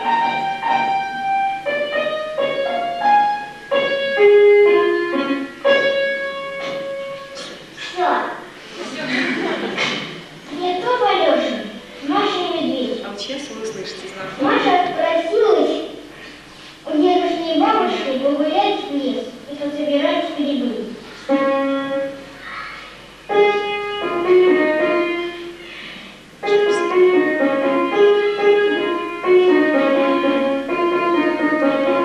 Номер из Колмакова Фрейдина, по-моему, второй части. Ну, думаю, что он Маша бегала, собирала грибы, собирала. И вдруг увидела, что она потерялась.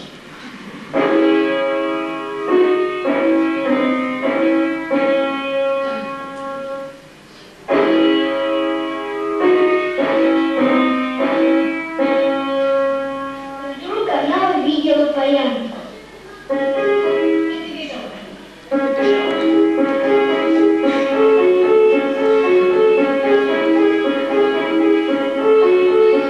Сейчас объясню, почему так вот они играют уже. Зашла она в избушку, которая стояла на полянке, и пришел медведь.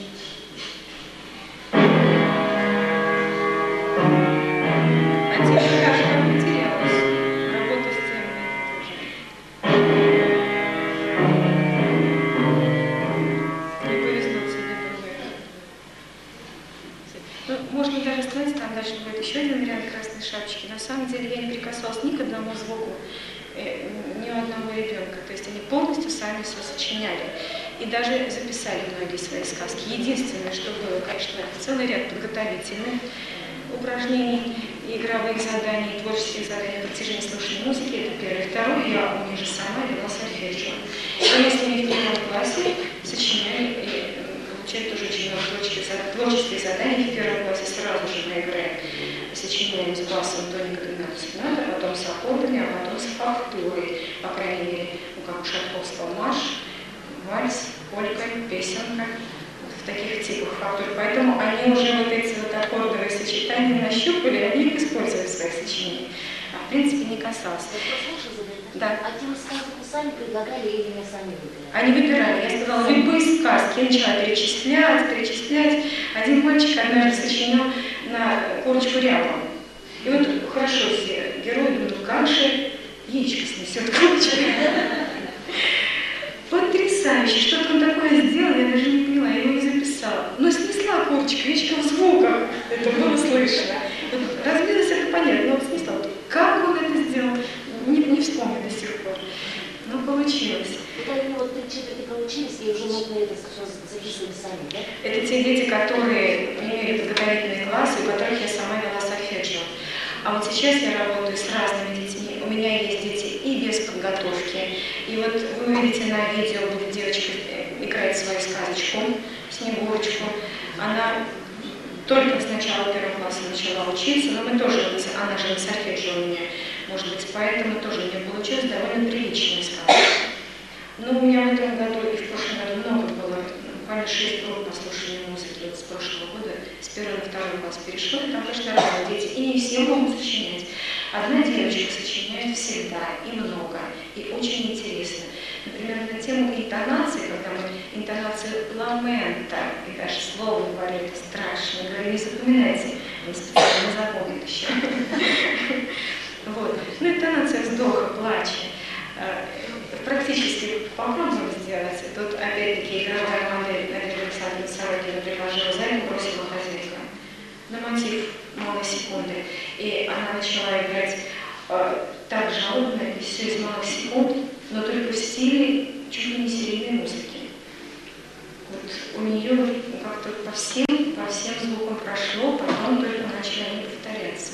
Ну, очень жалобное было разное повествование. А то, значит, еще мальчик иногда записывает, иногда нет. А вот один мальчик с ним просто композиции какие-то необъятные. Говорю, на целые кассеты. Сочинит, причем у него батальные сцены.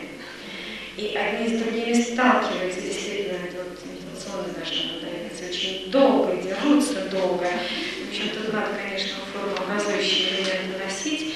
Кстати, когда-то вот я проходила курсы по повышению квалификации, это курс читала Старчилос из консерваторской лаборатории по музыкальной психологии. И такую вещь она сказала, я ее запомнила очень здорово, потому что у меня был такой мальчик, который вот, якобы говорила, что вот дети сочиняют, и если они до 10 лет сочиняют с чувством формы, то есть в форме, не просто вот импровизации, течение непрерывное, а вот абсолютно границы формы услышаны, то ребенок одаренный. И вот такой мальчик у меня как раз в то время и был. Он 9 лет сочинял, точно закончит лейтенант, ничего лишнего не скажет. Вот можно следующую кассету поставить. Сюда. Так, а это вот авантюрное задание приема развития. Тоже выставила сначала. 2 класс. Марш со спотыканиями. Я не задавала такое сочинять. В этом году задала, они не смогли сочинить марш со спотыканиями. Сочиняли другие пьесы с другими названиями. Вот. А тогда я сказала просто вот на прием развития. Примите так, чтобы было понятно, зачем вы его применили. И девочка сочинила марш со спотыканиями. Какой, ну я даже не подберу слово, какой уникально прямой смысл слышен в этом. Шагайший упал, встал. Опять пошел, опять упал, встал. Все то же самое повторяется в трехчастной форме. Слушаем.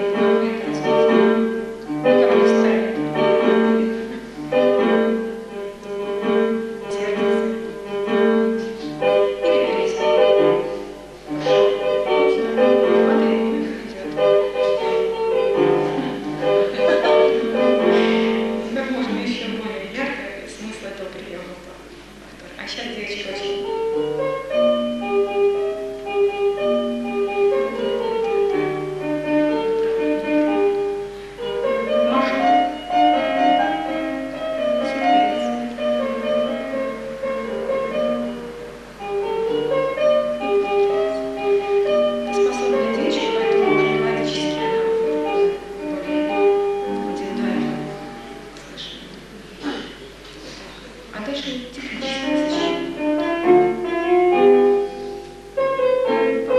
сторону.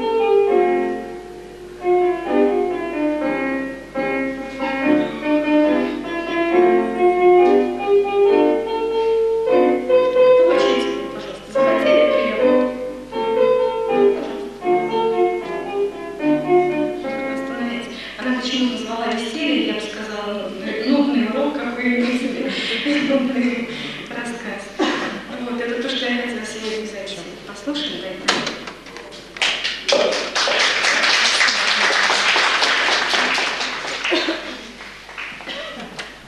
Захотите, я могу продолжить. Или как и ставил. Немножко еще поработаем. Я готова.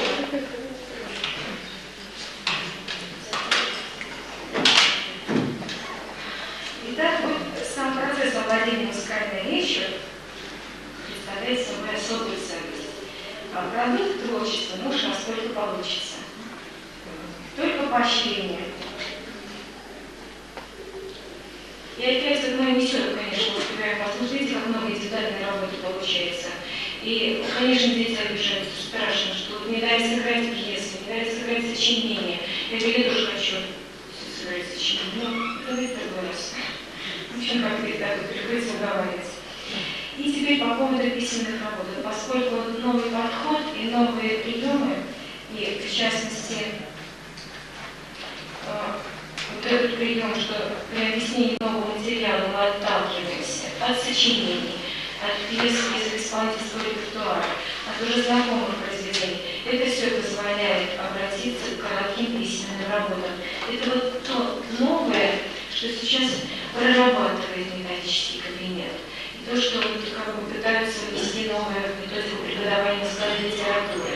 На самом деле это, конечно, развивает фантазию. Не все приветствуют педагоги. И из комиссии, вот одна преподавательница до сих пор не согласилась. Она участвует в эксперименте, ее дети пишут письменные работы, я потом расскажу, что это такое. Но она не согласилась, считает, это не нужно делать. И она в чем-то права. Но рациональное зерно в этом есть. И даже с маленькими детьми мы письменные работы делаем. Независимо от этого эксперимента, я начинаю это делать намного раньше. Дети первого класса могут на уроке написать, и на уроке кое-что пишем, 4-6 слов печатными буквами. Это надо учитывать. Ну, по крайней мере, первые полгода. Вторые полгода, может, уже больше. Дети второго класса могут записать ряд эпитетов уже и отметить элементы музыкальной речи, создающие образ, который они сами услышали. А может быть, я их натолкнула. А может быть, я пишу свое на доске, а они свое в тетрадке. А может, мое записываю, но тоже неплохо. Во время слушания музыки это все происходит. А в третьем классе уже, да, и уже во втором классе у нас есть маленькие письменные работы, я это потом покажу вам попозже, когда уже подробнее к плану перейдем. Вот, завтра уже. Вот. А в третьем классе это вообще целый ряд письменных работ с целью закрепления на незнакомом музыкальном материале то, что пройдено уже. Ну, в определении первичного жанра, да, элементов музыкальной речи, которые способствуют созданию образа, ну и средства выразительности можно. Определение простых форм. В принципе, это же самое делают педагоги в 4 классе музыкальных школ. Педагоги это делают. В новой фонохрестоматии по программе Лагутина я нашла совершенно уникальное произведение Строинского из 8, называется, да, 8 пьес до 15 инструментов, по-моему, так она называется. И вот я попробовала опять-таки дать детям написать письменную работу с точки зрения определения первичного жанра. Современный язык музыкальный, Строинский, у которого корни в России и во всем мире, стили, которыми он пользуется. И тем не менее, все эти 8 пьес, ну, немножечко, конечно, во время слушания музыки, немножечко мы с ними обсуждали совсем чуть-чуть. То есть они мне говорили, они не могли сдерживаться, а потом их написали. Они не просто написали первичный жанр, что это песня, а это похоже на наш. Они написали, что это похоже на колыбельную, а вот это на протяжный, а вот это на плач похоже. А это не просто, кстати, это на хоровод похоже. а это вот на такой танец, а наш что вот такой. То есть это тоже очень ценный важно, они смогли слухом это уловить. То есть они могут течение музыки пронаблюдать уже, значит. Конечно, не все. Конечно, есть дети, которые с 1 класса и до 3 сидят и не реагируют почти ни на что. Может быть, это не один ребенок. Бывает и так, что очень буйные бывают, особенно мальчики. Вот в моей практике 25 лет я уже работаю в школе. Я припоминаю просто беспрецедентных 3-4 мальчика, которые не могли сидеть. Физически не выдерживают. Для них бегать легче, чем сидеть и лежать. Их это нормальное состояние. И ничего нельзя было с ними делать. Они вставали, они под партами все время сидели. Вот представьте, у меня было 3 человека за все 25 лет. Им нужно куда-нибудь залезть. При этом, когда слушаешь, и я отвечаю, тут же на 5 все отвечали, все слышит, все помнит. Вот такие бывают случаи. А некоторые дети бывают очень апатичные, очень. И они ненавидят, а есть дети совершенно неразвитые. До них, если доходит какой-то, я не знаю, ну пусть это крупица, пускай это где-то там. И говорит, это все равно это немножечко сдвинет. Все равно они будут чуть-чуть затянуться за кем-то. Даже если они будут думать, ну как все непонятно и тягостно. Наверняка потом где-то это откликнется. Так вот, в конце 3 класса я попробовала вдруг в рамках этого эксперимента, раз уж затронула, тоже открою секрет, что в Москве проходит эксперимент по проведению самостоятельной письменной работы незнакомого музыкального произведения. Эксперимент проходит в педагоге 14 категорий и все остальные желающие. В 7 классе дети написали 3 года назад работы, сдавали себе в кабинет, комиссия все вычитывала и потом обобщали, беседовали с педагогами. Дальше пошли в 4 классе, в этом году в 5 классе мы читаем, и с прошлого года, и в этом году в 6 классе еще важно делать работу английского. Предварительно комиссия собиралась, разработала ряд вопросов, которые должны каким-то образом показать умения детей, навыки детей, ну, знания детей, естественно, вытекают из этого. Получается так. Некоторые восприняли как руководство к действию жесткое, вот этот ряд вопросов, вот этот план, на самом деле это не так. Если больше свободы даешь, то они больше раскрываются. Вот. И в рамках этого эксперимента у меня не было 4 класса, но поскольку я сама в комиссии, ну, как-то стыдно было не предъявить детские работы, я решила 3 класса написать. Причем решила в последний момент. Я до работы ехала 1:40, далеко мне пришлось ездить. И я вот в этот момент решила. У меня была тема заключительная, но я выбрала наконец произведение. И прямо вошла в класс и говорю, сегодня письменная работа. И прямо на листочку, чтобы отправиться в тот кабинет. Давайте попробуем. Взяла половину из 8 русских десятилеток.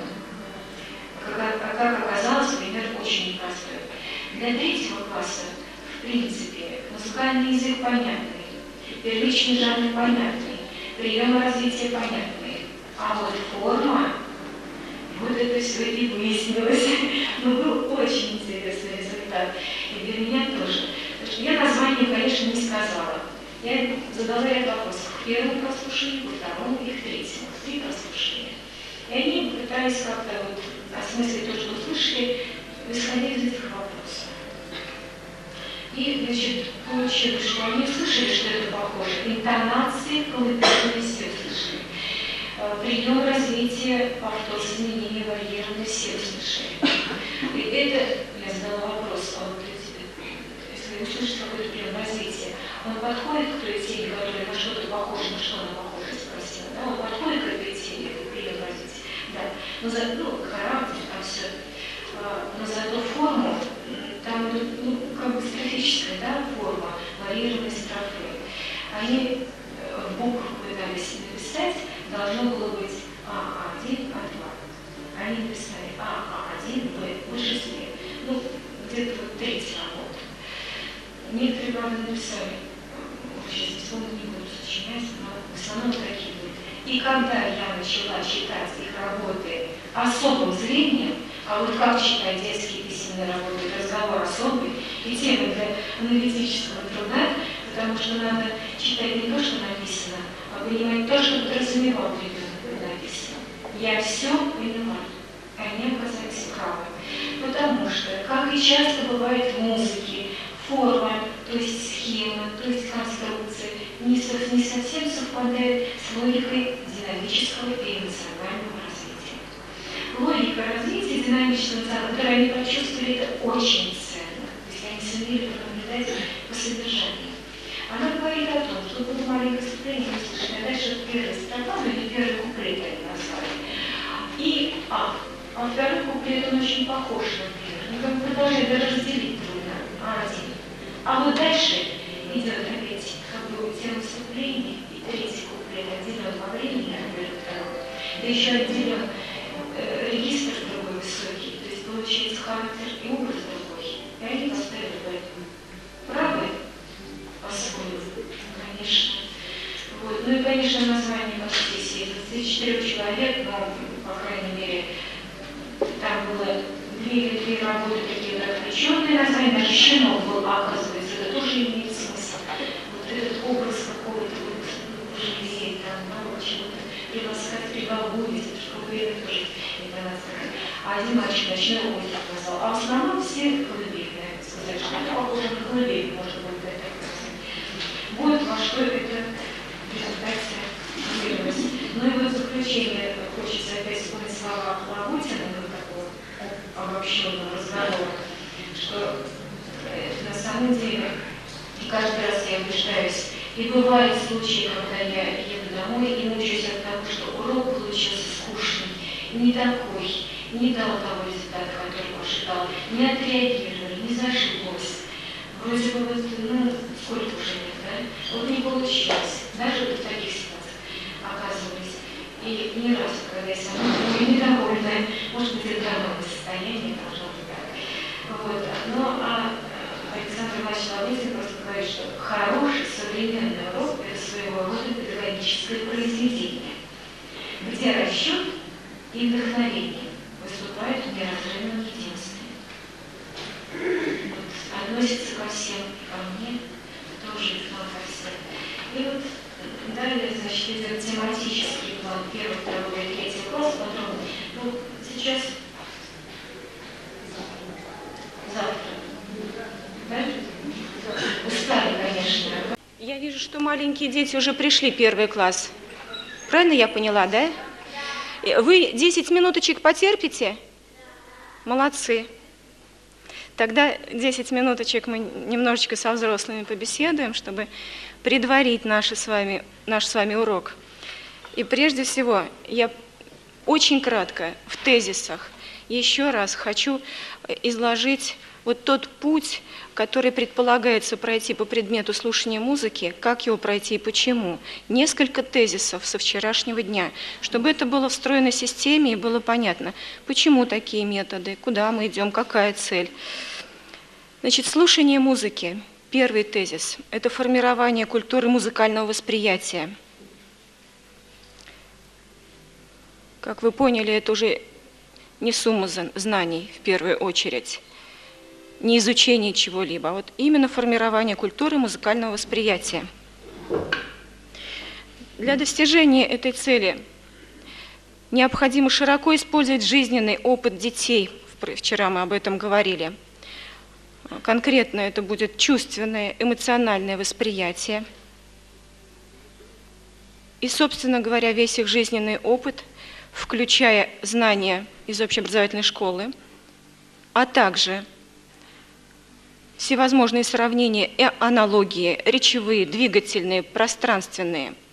Исхожу я из того, не я, конечно, а и многие преподаватели, которые работали и работают в области музыкальной литературы, что мир един, законы едины, а музыкальное искусство – часть этого мира и часть этих законов.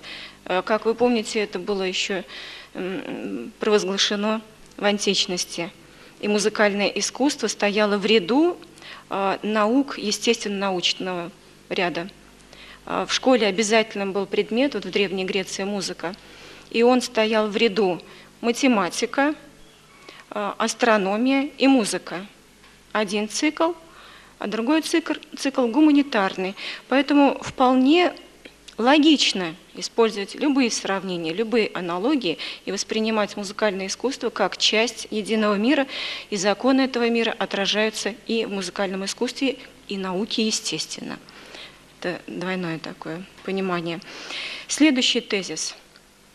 Необходимо использовать для достижения этой цели принципы развивающего, то есть опережающего обучения.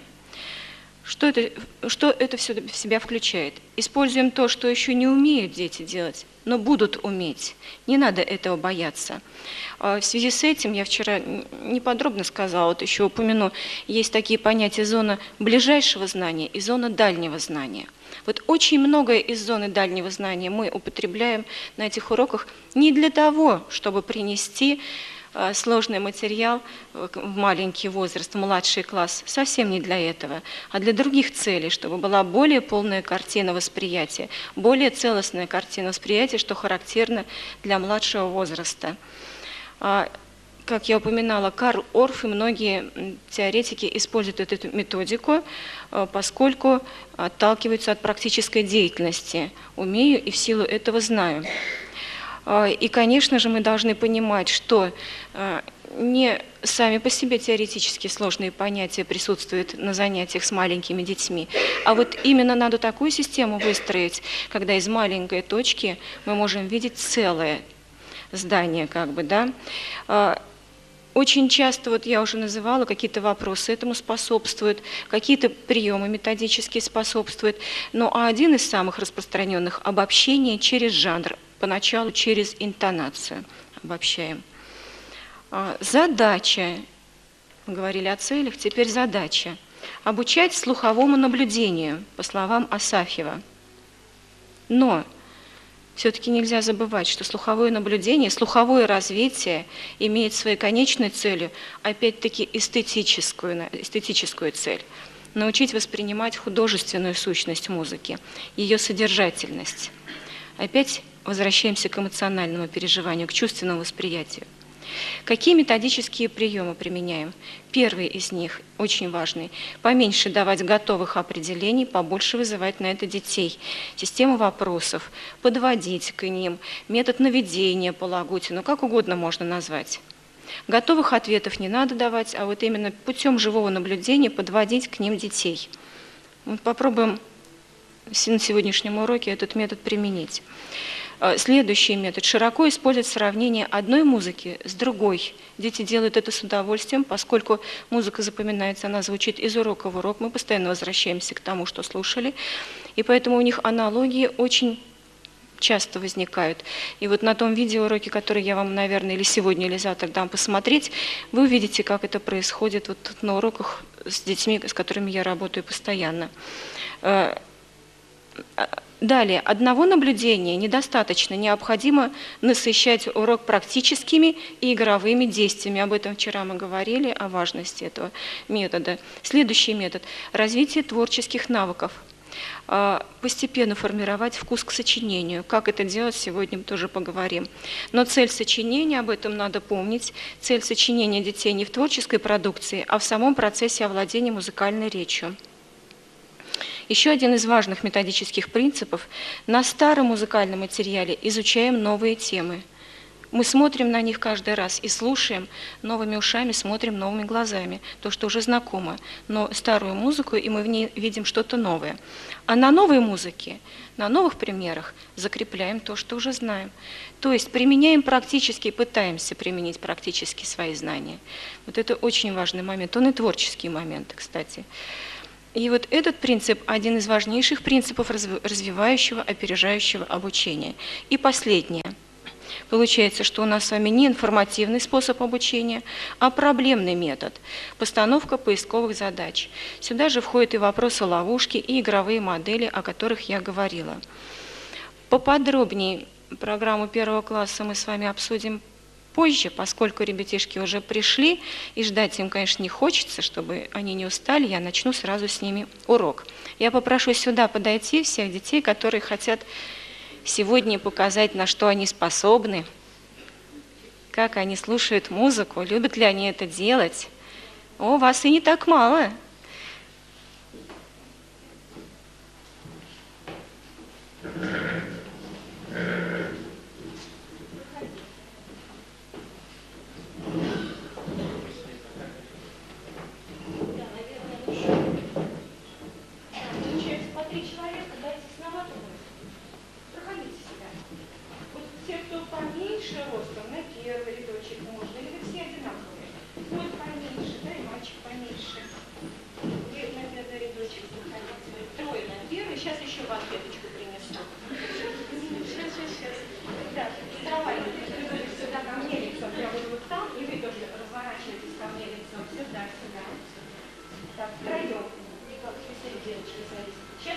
банкеточку принесут, и мы с вами тоже усядемся.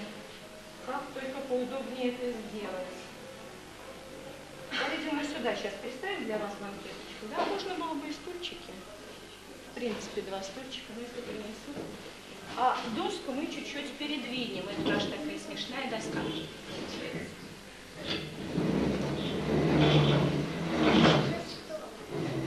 Да, мы из стола сделали доску. Видите, как все легко и просто.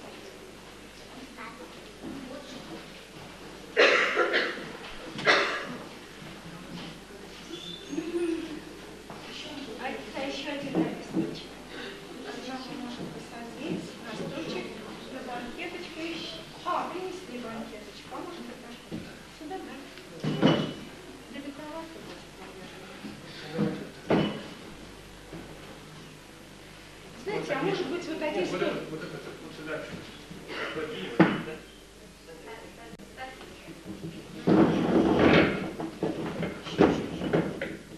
Отлично. Теперь всем удобно будет. И вот тебе такое местечко нашлось. Точно первый. Так, еще чуть-чуть сюда, ребята, чтобы вам было удобно сидеть, чтобы вы не теснились. А зачем же ты оставила свободное место? И опять сели тесно. Перепугались совсем так, даже трудно рассесться на месте. Да. Вот теперь вроде бы всем хорошо и удобно, да? Ну ладно.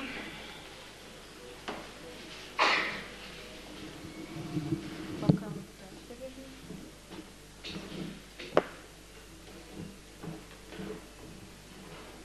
Немножечко с вами познакомимся. Иван Иванович, а можно вот этот микрофон включить тоже?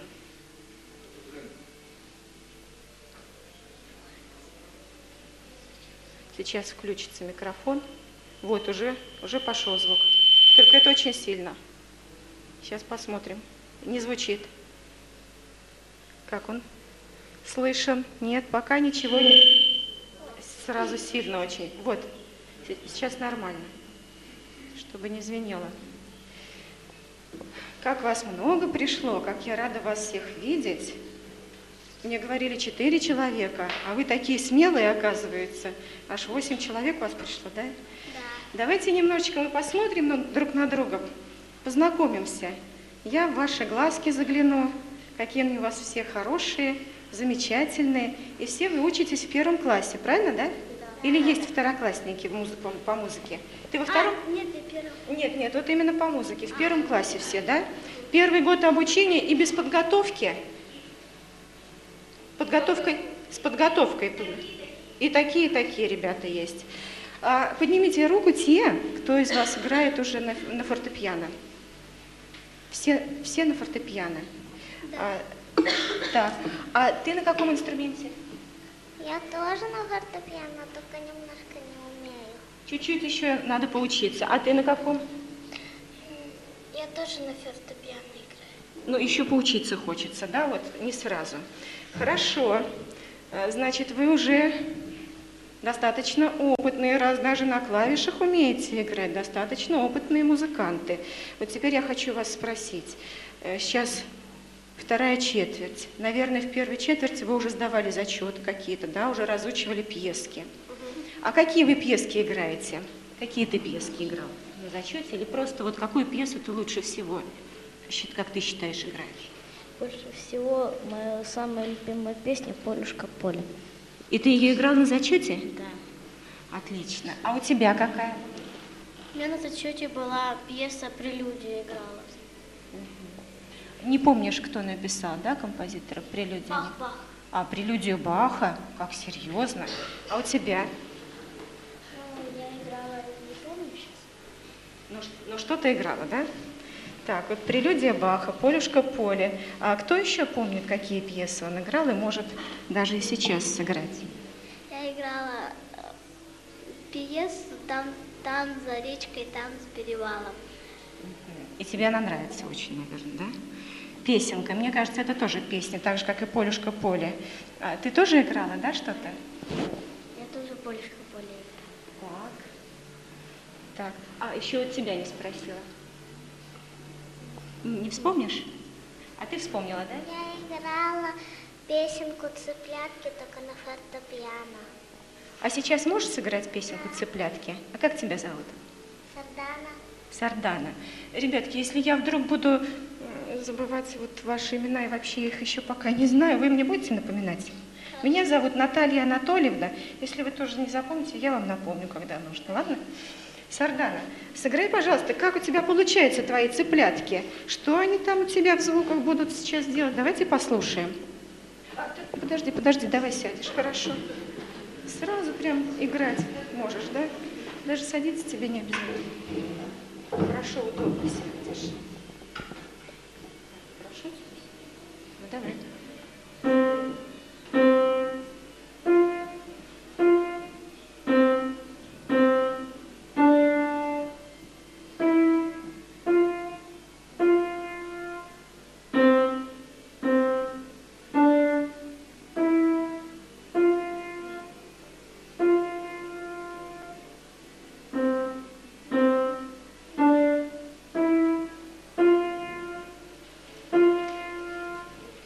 Хорошие цыплятки, мне кажется, да? Понравились вам цыплятки? А вот звуки рассказывают об этих цыплятках, наверное, что-то, правда? Даже песенка есть. Это ко-ко-ко-ко-ко-ко-ко.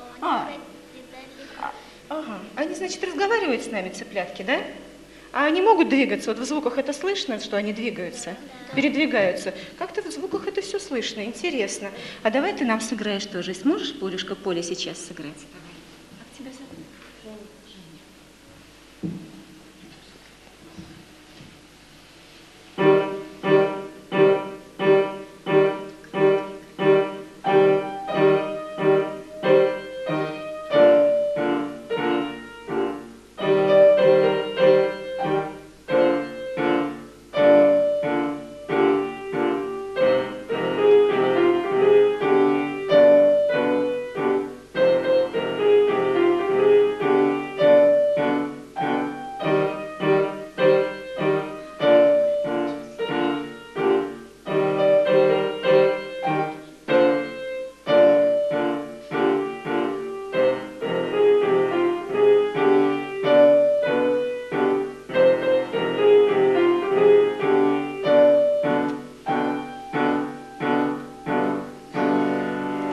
Спасибо большое, Жень. Вот девочки за тебя очень переживали, за твое Полюшка Поле.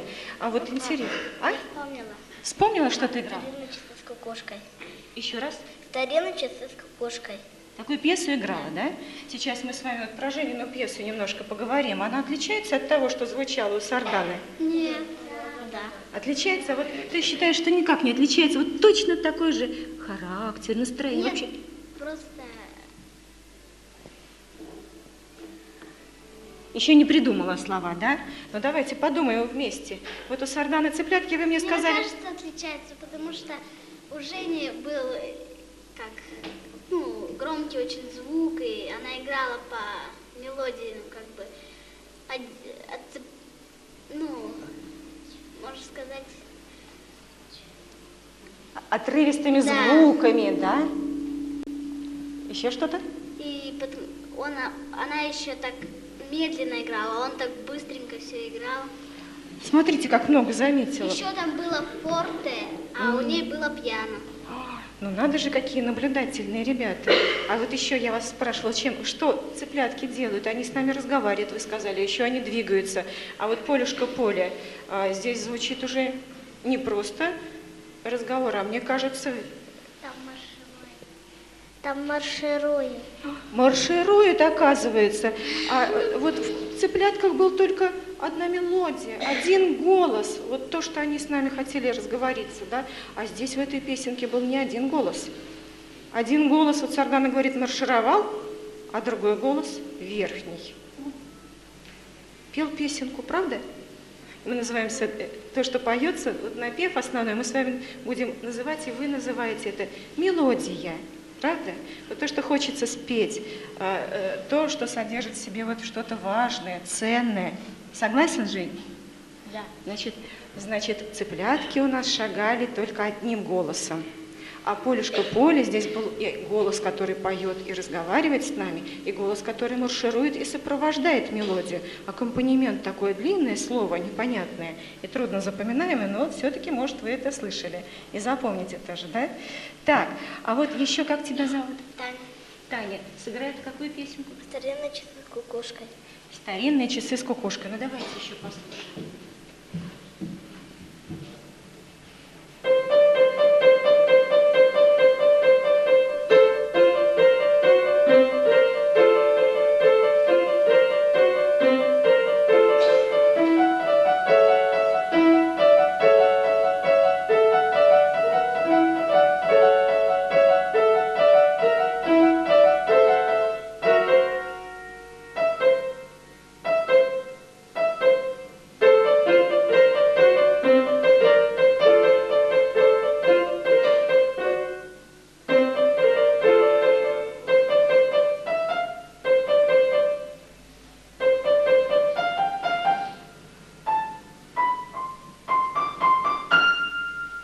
Как тут много всего интересного. Вот теперь мне скажите, пожалуйста, в «Полюшка Поле» Сардана точно определила, что там звуки маршируют. И мы с вами договорились, что они в нижних звуках маршируют. А вот у Танечки в ее пьесе про часики тикают в верхних звуках или в нижних? Ну и В верхних ты считаешь? Все в верхних считают, да? В верхних звуках. А в нижних звуках тогда что? Кукушка. А еще заметили, там был напев, мелодия своя была у часиков в нижних звуках. Слышали, да? Верхние тикают, тикают, тикают, тикают ровненько, а нижние что-то напевают, опять мелодию напевают, да? Вот то, что хочется запомнить и еще раз пропеть. Вы, оказывается, очень много уже можете и сыграть, и услышать, и понять. Молодцы. Но я задам вам один вопрос. Очень трудный. Много пьес вы уже играли, наверное, слышали. Любая пьеса, любое музыкальное произведение, с чего начинается? Скрипичного ключа. В нотах, да. А если мы не видим ноты, а сидим в зале и слушаем? А? Ну, когда мы вот играем, привыкаем к песне, мы ее запоминаем, как бы уже улаживается в голове и играем спокойно. Укладывается в голове, вы ее, прежде чем играть, вы себе представляете, что сейчас зазвучит. Правда? Какая умница, как хорошо ты сказала, без этого никак не зазвучит, пока в голове не зазвучит, да, внутренним слухом. А если мы впервые слышим какую-нибудь песенку, сидим в зале, а вот выходит Таня и хочет нам что-то сыграть, и мы не знаем, что она сыграет. Знаете, с чего начинается? С мелодией. Еще до того, как прозвучит мелодия, любая музыкальная пьеса начинается с тишины. А давайте мы попробуем послушать тишину. Ничего не получится, потому что тишины не существует. Она существует только внутри, у нас там, правда? Вот мы можем к своей тишине прислушаться, а внешне тишины не бывает. Вот в мире тишину добиться очень трудно. Говорят, даже планеты. А? Я могу в свою комнату сесть, закрыть дверь, у меня тихо слишком. Все равно звуки с улицы доносятся, все равно ты сама как-то вот можешь пошевелиться, звук издать. Говорят, что даже любая планета двигается и издает какой-то фантастический звук, и эти звуки сейчас записывают. Только мы не слышим, какой звук издает наша планета. И вот мы сейчас с вами попробовали прислушаться к тишине. И в этой тишине мы вдруг слышим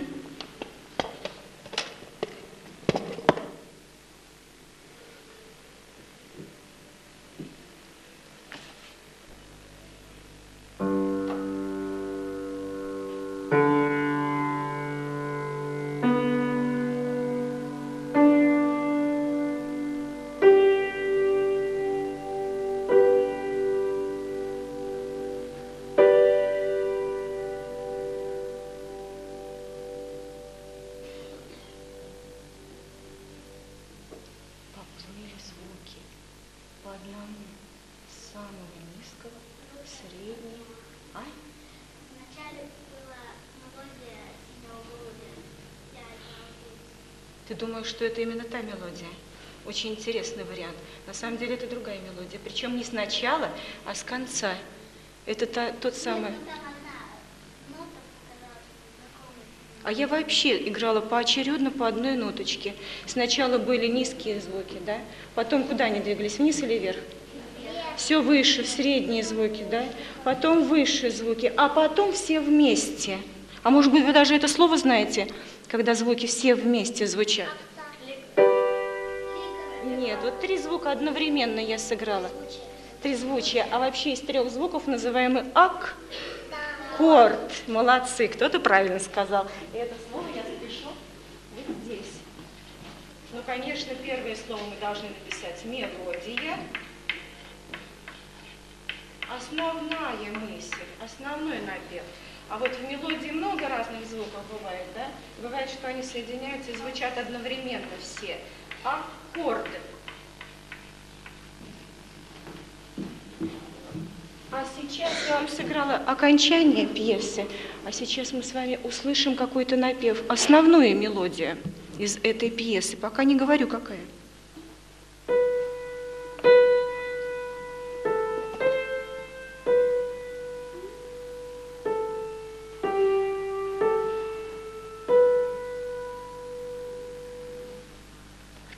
Основной напев. Как он себя ведет? Может быть, на что-то похож? Ой, какие вы молодцы, что-то грустит, как будто плачет. Значит, похоже на то, как будто он с нами разговаривает. Мелодия умеет разговаривать, мелодия умеет двигаться. Чудеса. Действительно, здесь слышно, как напевает что-то грустное и разговаривает одновременно. Правда, ребят? Один вопрос, другой вопрос, и все без ответов остаются. А вот теперь что-то изменится. Одновременно с этой мелодией запоют еще несколько голосов.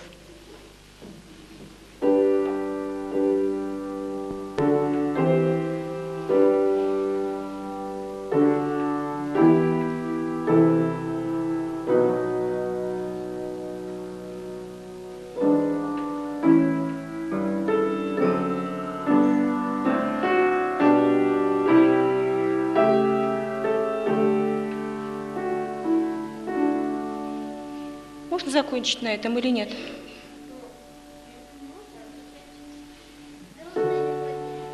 Грустная мелодия. Ну вот некоторые считают, можно закончить, а некоторые считают, что нельзя закончить, да? Ну вот мы с вами потом это выясним вопрос.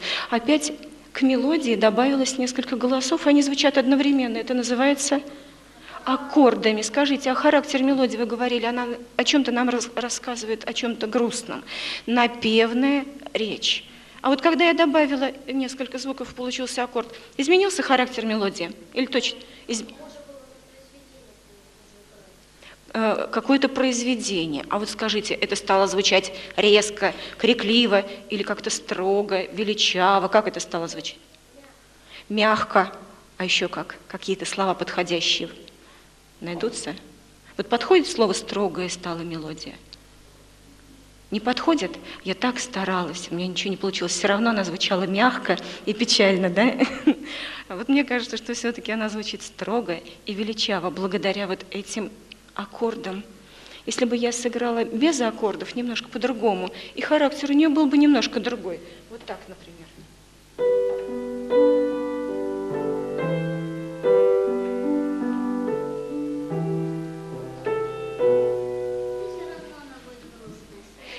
Мне кажется, еще добавить слово можно. Ласковое стало. Согласны? А вот теперь опять возвращусь к тому, как написал ее Петр Ильич Чайковский. Знакомая фамилия? Он жил в России или в другой стране? В России, русский композитор. А скажите, он жил в наше с вами время или раньше намного? Кто-то знает, может, уже? Раньше. Вот мы с вами сейчас уже живем в 21 веке. А родились вы в 20 веке. Век – это 100 лет. А Петр Ильич Чайковский жил еще на 100 лет раньше. Жень, он жил в 19 веке, представляешь? Больше 100 лет тому назад, как умер Петр Ильич Чайковский, а музыку его мы не перестаем слушать. И вот я сыграла сейчас мелодию с аккомпанементом, и она зазвучала более ласково. А Петр Ильич Чайковский сделал ее в аккордах. Мелодия спрятана в аккордах. Вы самый высокий голос – это мелодия, а остальные голоса одновременно звучат с мелодией. Еще разочек напомню.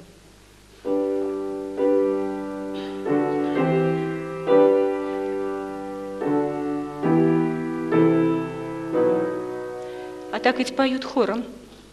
Не замечали? В хоре тоже все вместе поют аккордом, правда, ребят? Вот, и звучание получается очень торжественное. Мне кажется, отличается от того, как я сыграла перед этим, и отличается от того, когда звучала отдельно только мелодия. Характер другой. Согласны? Хор может петь разную музыку и в разных местах.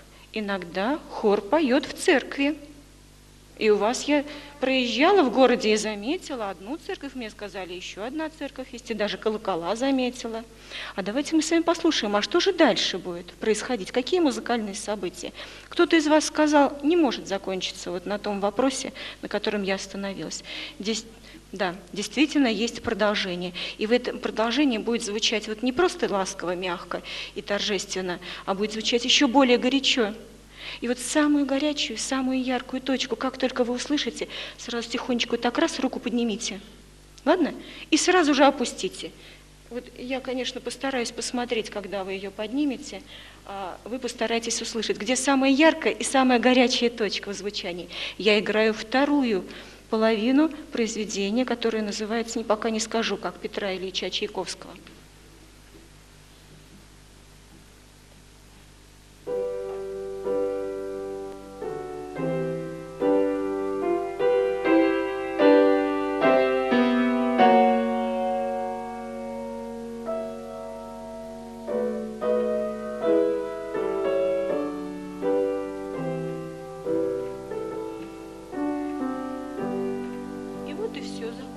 Но только что-то хочется попрощаться, наверное. Послушаем.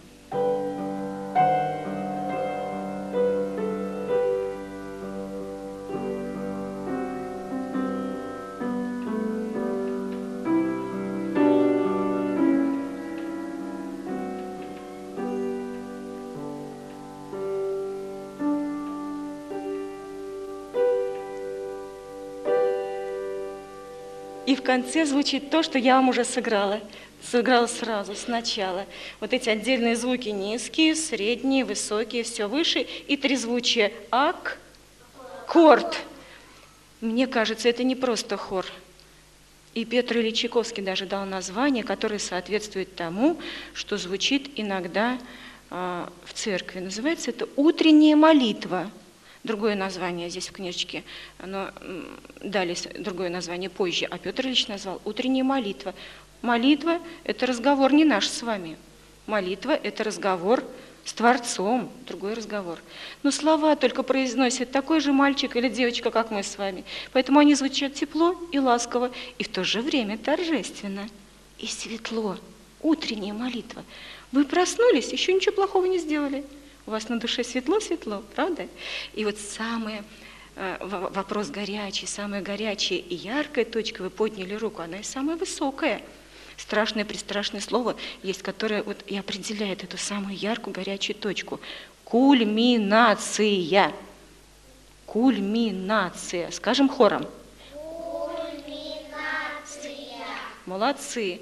Слово не русское, латинское, но оно означает вот эту самую яркую точку, какое-то самое горячее обращение, слова обращения, да? Итак, наверняка вы понимаете, почему, вот еще один вопрос хотела вам задать, почему так светло зазвучала эта, утренняя молитва, утро, должно светло звучать. Сейчас я вам чуть-чуть изменю, только один звук. Что изменится, может, вы мне сами скажете?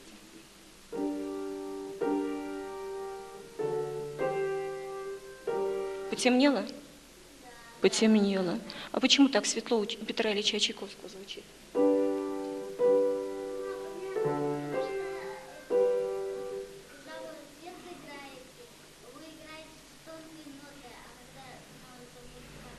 Как хорошо, ты интересно сказала, с тонкой ноты. А ученые-музыканты бы сказали, там звучит лад другой. Ладят звуки между собой, но они ладят по-разному. Бывают звуки очень светлого лада, мажор. Знакомое слово? А потом я изменила, и получился ми минор. Совсем по-другому зазвучало. А вот чтобы было светло, и особенно тонкий звук, это третья ступенька мажора. Соль первая, ля вторая, си третья. Самая светлая в мажоре, третья ступенька, поэтому такой тонкий звук. А заканчивается-то вот почему-то не сразу, какое-то прощальное слово слышится. Вот я им сказала, вот здесь вот все закончилось. И вдруг мы слышим еще какие-то отдельные мотивы, как маленькие словечки прощальные. Где они?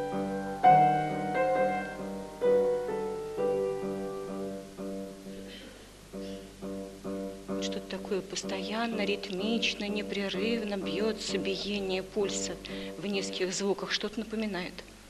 Я вот не случайно сказала, что я заметила у вас даже колокола на колокольне.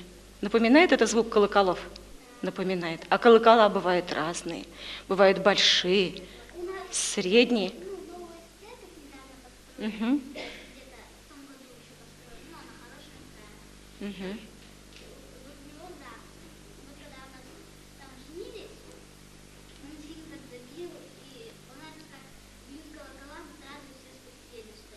И слушаете, да? Такое необыкновенное впечатление. Во-первых, как часики, ровно, вот так же, как Петр Ильич Чайковский придумал, да? А может быть, он и придумал изобразить звуки колоколов? Утренняя молитва.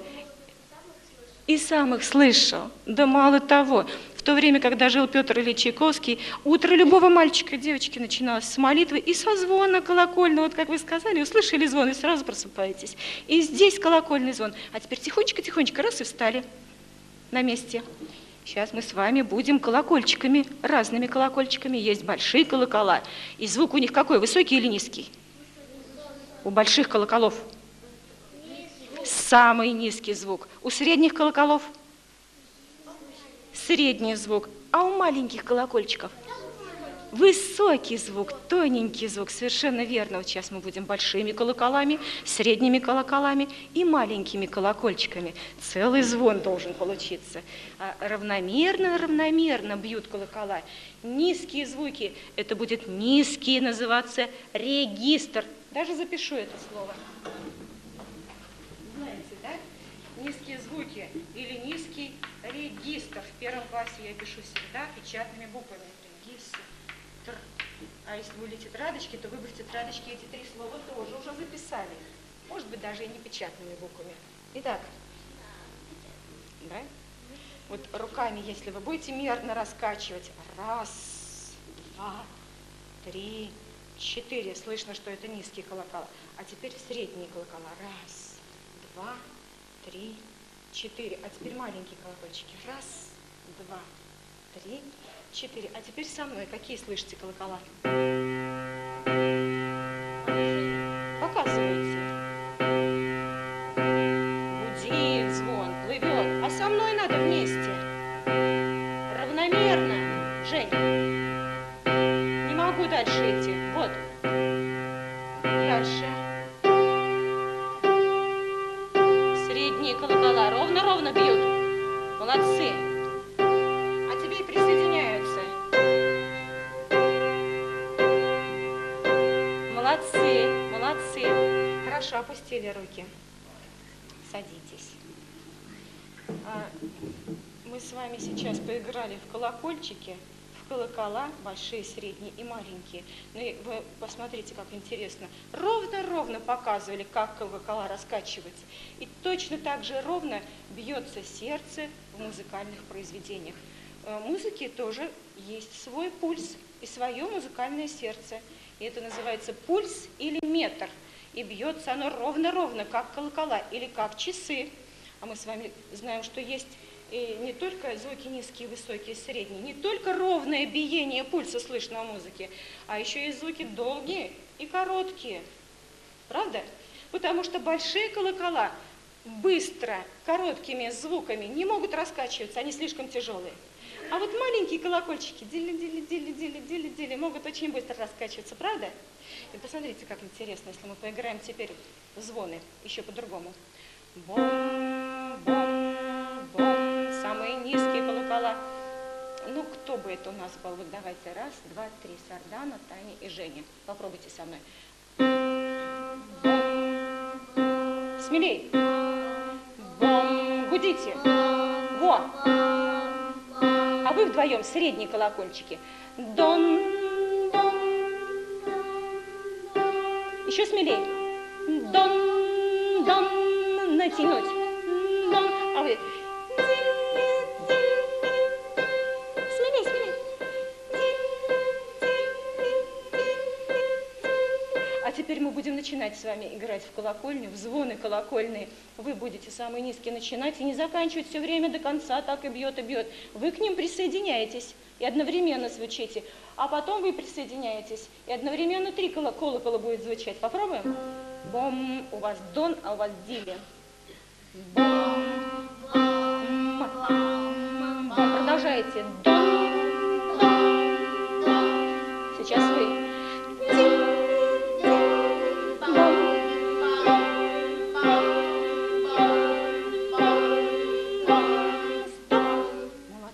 Самые трудные средним колоколам. Но я вам помогала. Здорово получилось. Сейчас смотрите, как интересно. Когда мы слушали утреннюю молитву Петра Ильича Чайковского, изображали ровные доли, пульс или метр. И в этом пульсе мы с вами слышим короткие и долгие звуки, большие маленьких колокольчиков, короткие и долгие звуки. Называется ритм. Но можно и записать это слово, да? Уже 4-е будет слово у нас. Ритм.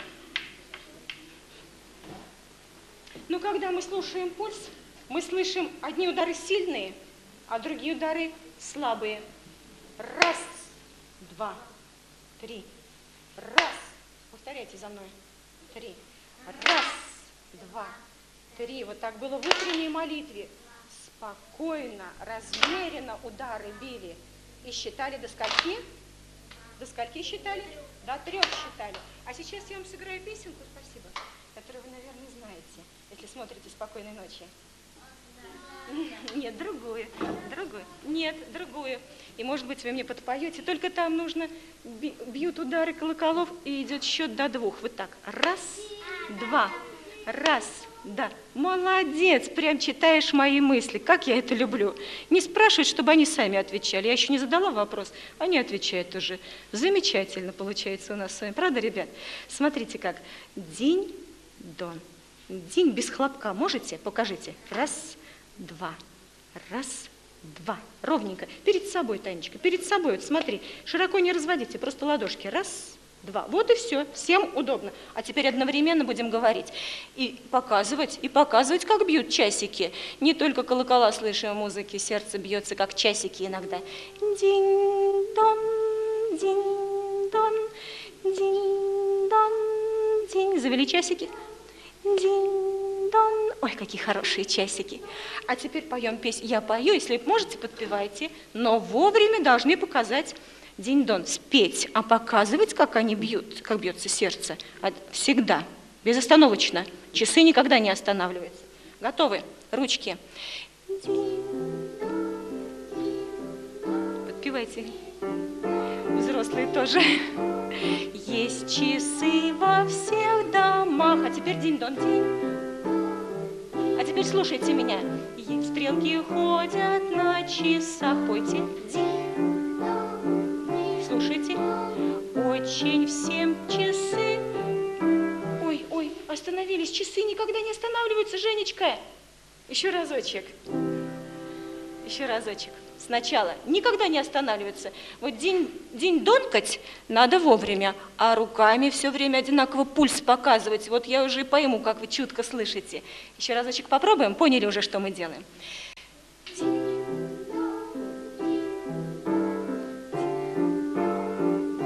Слушаем. Есть часы во всех домах. Слушаем. Стрелки ходят на часах. Очень всем часы нужны. Мы их слушаться должны. Динь-дон. И закончили. Но все-таки вот сбилась немножечко. Как зовут? Юленька, часики немножко у тебя сбились. У Жени тоже один раз часики сбились, но потом они наладились на сильную долю. 1, 2. Юлечка, а ты так увлеклась песенкой, что твои часики пошли не вовремя. На 1 ладошки, а на 2. Но это, конечно, не сразу получится. Мы хотим сразу, чтобы у нас часики все одновременно тикали. Молодцы, хорошо спели песенку. И что такое пульс? почувствовали. И что такое ритм, поняли. А вот сейчас вы услышите ни пульс, ни часики. Вернее, часы. Забыла, что хотела вам дать послушать. Отрывок из сказки, в которой часы стали главным героем. Конечно, конечно. Но мы с вами сейчас послушаем не просто отрывок из сказки, а отрывок из музыкальной сказки.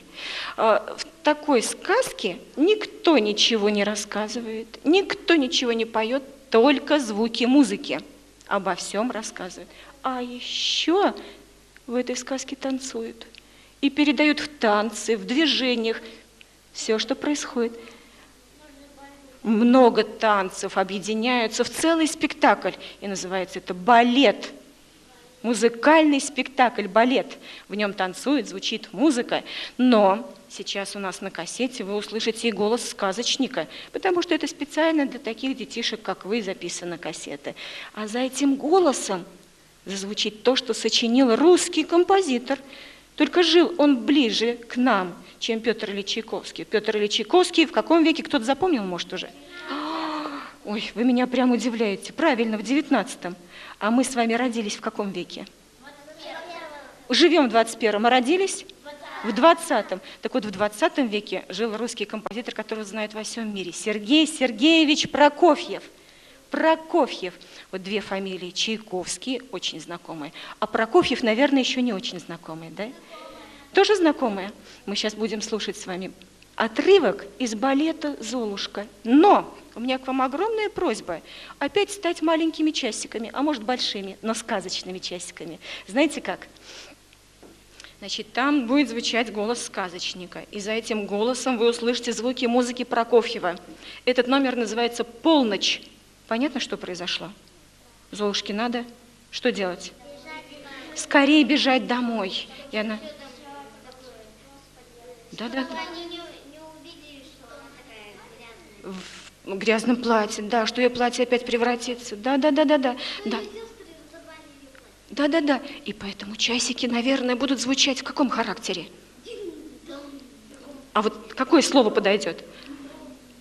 Громкое. Еще какое слово подойдет? А еще какое вот... А еще лучше, не сердитое, грубое, близко, но еще лучше.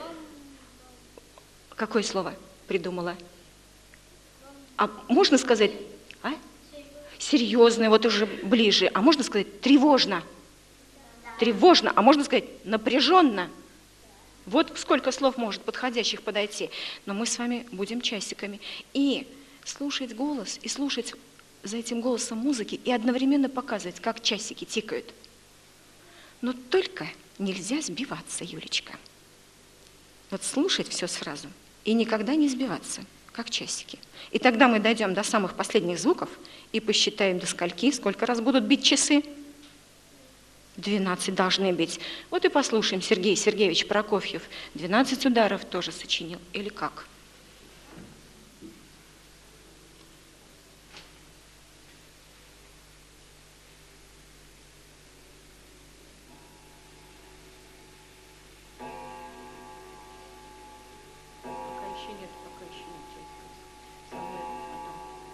Близится полночь, все затихло в замке. Спит король, спят принц и принцесса, спят придворные.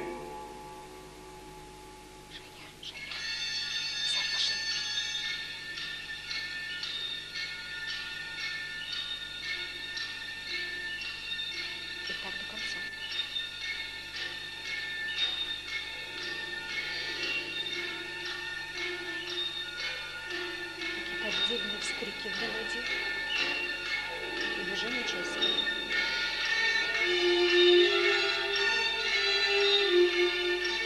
И только мы, большие стенные часы, Женя, не сбивайся. никогда не спим, не отдыхаем, не останавливаемся. Молодцы. Потому что мы время. Ночью, когда наступает тишина, мы любим поговорить, любим вспомнить то, что видели и слышали за всю нашу долгую жизнь. Днем и ночью бегут по кругу минутки, отсчитывая часы. 11, 12, полночь. Трудно быть часиками. Трудно. Но мы с вами правильно сказали слова. Что хочешь сказать? Когда часики, мне показалось, что там играется день-дон. Точно, мне тоже так показалось, правда, ребят? Динь-дон, динь-дон. И все время звучало именно так, в ровном биении сердца. А одновременно с этим то отдельные звуки отрывистые слышали мы, да? Тревожные мы говорили, слово такое подходящее? Тревожное. А иногда целую мелодию слышали, и она тоже звучала тревожно. А еще я одно слово придумала, может, вы сами его скажете, как эта мелодия звучала.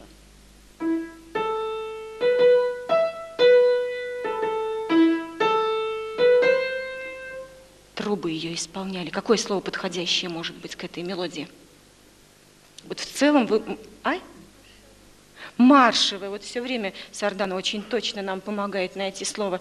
И когда играл Женя, она это слово придумала. Да, маршевые. А марш ведь собирает всех, правда? Подтягиваются сразу все. Все хотят прийти в движение. Да. А еще, что можно сказать? Вот труба звучит.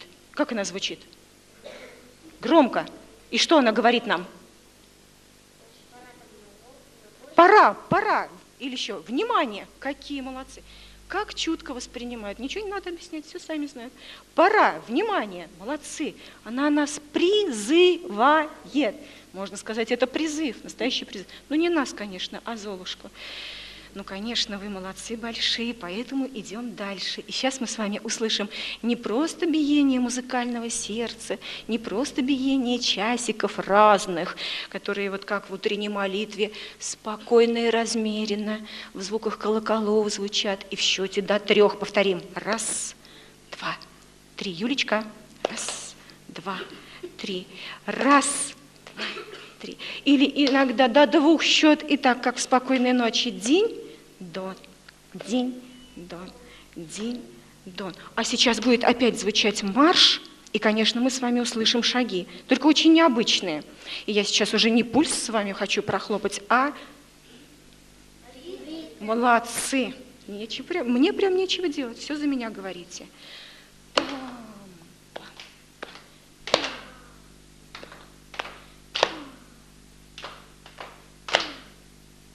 Удобно маршировать? Удобно маршировать? Удобно. Но какой-то шаг прихрамывающий, мне кажется, а? Вот. Да, как будто кто-то хромает. А вот если вам сейчас наиграю, то вы почувствуете кое-что еще. А играть я сразу начну мелодию. Самый главный напев. И эта мелодия будет звучать в другом характере. Не в том, как мы слушали музыку часов Прокофьева. Не в таком характере, как утренняя молитва Чайковского. Да, сейчас будет звучать музыка другого русского композитора. И что же вы услышите?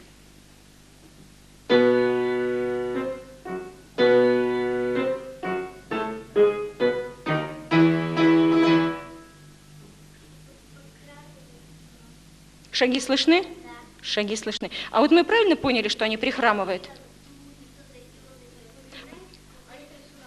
Сказку напоминают. Интересно, ты сказала. Как тебя зовут? Анжела. Хорошо сказала. Действительно, еще одна сказка. У нас была Золушка, а теперь сказка. Может быть, вы уже тоже знаете. Руслан и Людмила. И музыку к этой сказке сочинил. Что ты играла? Танцевала, да, под эту музыку. А музыку к этой сказке сочинил русский композитор, еще одна фамилия сейчас прозвучит. А Пушкин композитор был? Нет, он писал. Да, хорошо, что вы вспомнили, только сначала надо подумать, Юлечка, да, а потом говорить. Русский композитор Михаил Иванович Глинка. Глинка. Что-то вспомнила, да? Ой, как повезло нам, вы даже играете музыку Глинки. Михаил Иванович Глинка. Вот уже звучала у нас музыка Петра Ильича Чайковского, конец XIX века. Музыка Сергея Сергеевича Прокофьева, отрывок из балета. Вы мне сказали 20 век, середина. Михаил Иванович Глинка еще раньше жил, чем Петр Ильич Чайковский. Тоже в XIX веке, только в самом начале. И сочинил музыку к этой сказке Руслана и Людмила. Получился большой-пребольшой спектакль музыкальный. Золотая и днем. Все.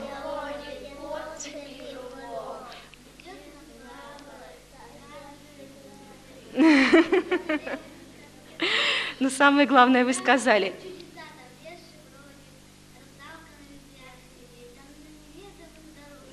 Следы.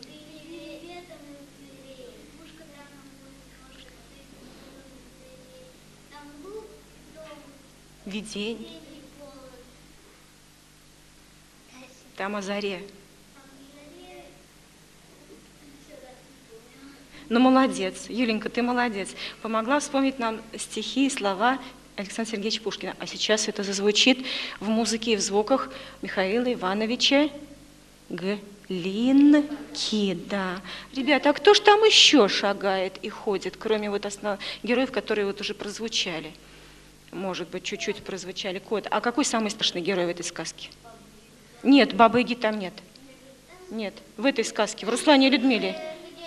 Да, в Руслане и Людмиле. Ну, так, длинная борода. Так. А кто же это с длинной бородой, не помните, как его зовут? Черномор, злой волшебник и колдун. Вот ты сказала, Анжела, как-то сказочно звучит, действительно. Это марш Черномора. Это ж сказочный герой. И шаги сказочные. Он карлик, злой колдун и карлик. То есть маленький, на коротких ножках. Что? Да. Да, и он победил Черномора. Но Людмила у него в плену находилась какое-то время, и Черномор хотел, чтобы она осталась у него навсегда. И вот он на своих коротких ножках выходит со всей своей свитой. Хорошо вы услышали, что он прихрамывает, правда? В звуках, Юленька. А вот еще эти были звуки там. Приближается, и звучат, вот как они звучат, плавно или отрывисто? Резко, отрывисто. Вот такое впечатление, что-то такое угрожающее, но в то же время сказочное и немножко...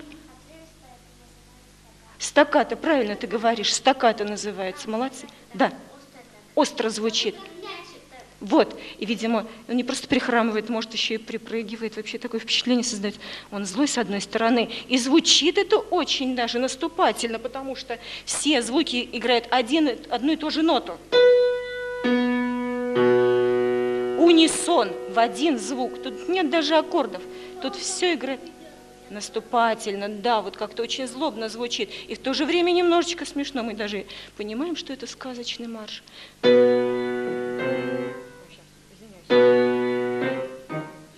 Извините, ребята.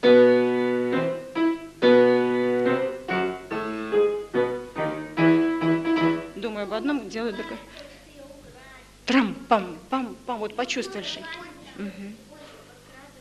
А хотите услышать, как в оркестре, в звуках оркестра звучат шаги Черномора и весь марш? Хотите? А сможем мы с вами изобразить, как играют на разных инструментах оркестра? Сможем? Например, есть такой инструмент. Скрипки есть. Еще какие есть? А? Ну, бывает иногда. А вот такие громкие удары делают, тарелки еще иногда. Будут они звучать, как вы думаете, с самого начала? Нужны? Будут звучать тарелки. Трубы будут звучать? И дудочки будут звучать. Дудочки будем вот так изображать.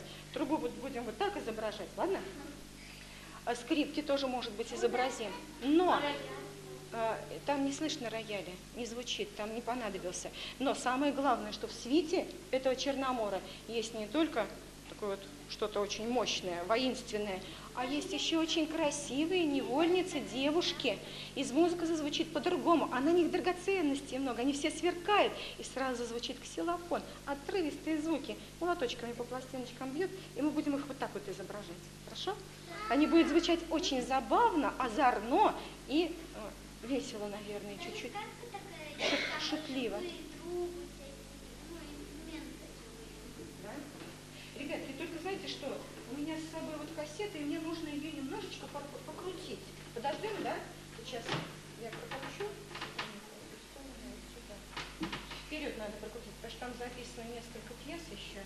А нам нужно как раз марш Черномора, чтобы зазвучал. Еще чуть-чуть.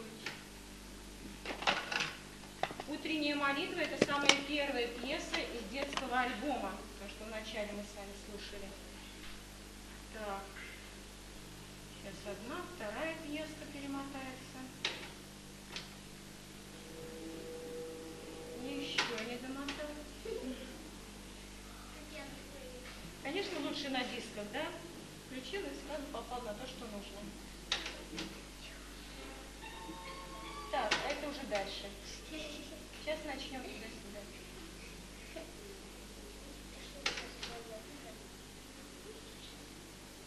Так, готовы? Готовы? Внимание. Нравится?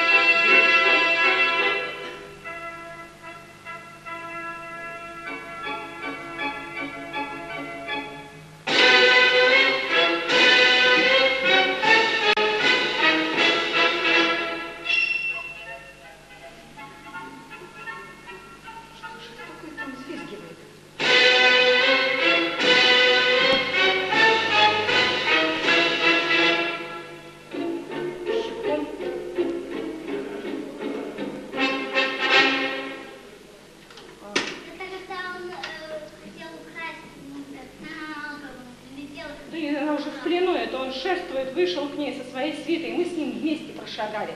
Вместе с маршем Черномора сыграли на разных инструментах. Мы сыграли с вами на тарелках, на дудочках, высоких и низких. На трубе сыграли, на ксилофоне сыграли и колокольчиков сыграли. Мы сыграли щипком по струнам скрипки, пицциката или стакката, вот это называется, да?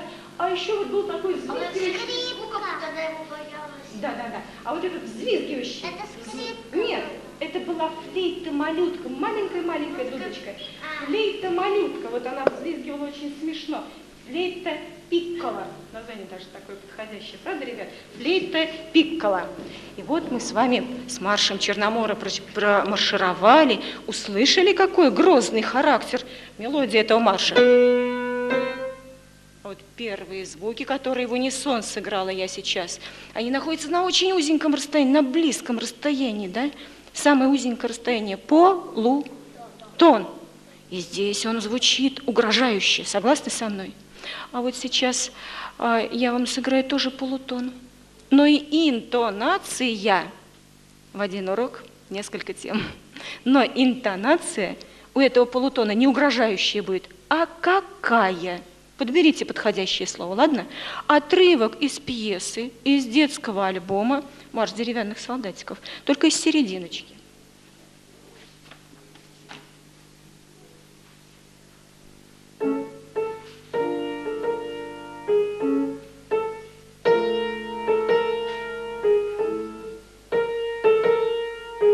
Тут тоже одни полутоны. Угрожающе звучит? Нисколько, а как? Какой напев такой получится? Жалеет, еще как сказать можно? Можно сказать жалобно? Можно. А? Грустно, жалобно. И...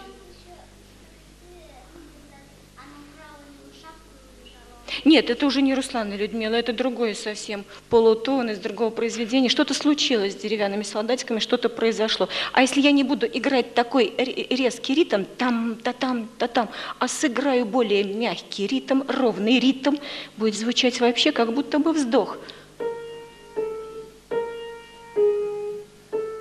Вздыхает. Уже все, про Руслана и Людмилу забыли, Юлечка. Уже переключились на вот это звучание. Уже не угрожающе звучит, правда, Юль?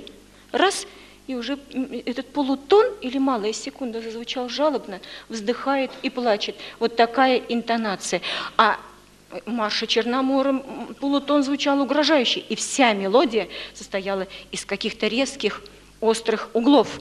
Там.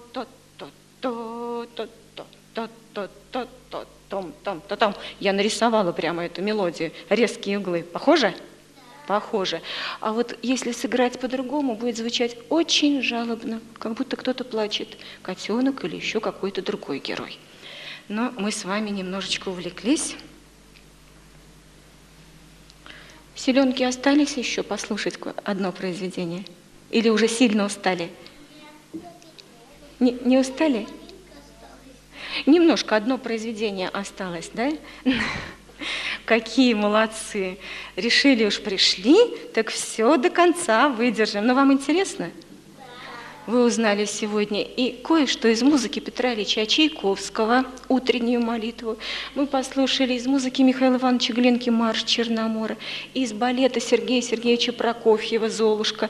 Поговорили о том, какая бывает мелодия разная, аккорды как звучат, как регистры звучат, какой ритм бывает разный. Сейчас мы с вами произнесли слово «интонация». Интонация – это то, как мы произносим. Вот эту малую секунду можем сказать угрожающе «тарам», а можем сказать мягко со вздохом «тайрам, тайрам». Да? И вот сейчас мы с вами будем понимать, что интонация – это самое главное в музыке. Это и сила звука, это и скорость звучания. Важно очень. И важно, в каком пространстве интонация живет. Вот пространство из марша Черномора жесткое. Согласны? Плотное пространство. А вот сейчас вы услышите пространство звуков, которое звучит прозрачно-прозрачно, как прозрачная вода. И сквозь эту воду видно все до самого донышка. Мы с вами послушаем отрывок из произведения еще одного русского композитора. Конечно, это много для одного урока, но раз уж они пришли, все-таки вот эту заключительную тему я хочу с ними чуть-чуть послушать. Тем более они большие молодцы, много понимают, много уже слышат. Итак, как живет интонация, в каком ритме звучит напев, с какой силой, да, вот одну и ту же, тот же мотив напев можно, как звучит интонация в звуковом пространстве. Отрывок из оперы Николая Андреевича Римского-Корсакова. Одновременно с Чайковским жил, только Чайковский больше в Москве жил, а Римский-Корсаков в Петербурге. Вот они жили в одно и то же время и виделись, конечно. И написал оперу «Садко». Знакомое имя? Былинный герой Садко. И он попал на дно морское. Как это произошло, это не важно, но важно, что там была морская царевна, и у них происходит свадьба. На эту свадьбу собрались на дне морском все жители морского дна. Во-первых, ну это же былина, сказочное повествование. Итак, собрались все жители морского дна, Юлечка, и в первую очередь ручейки, речки, даже капельки. В звуках можно изобразить движение ручейков? Можно? А вот каким ритмом движения ручейков можно изобразить? Как в марше? Или должны быть ровные восьмушки, например, или ровные 16-е, чтобы изобразить движение ручейка? Как?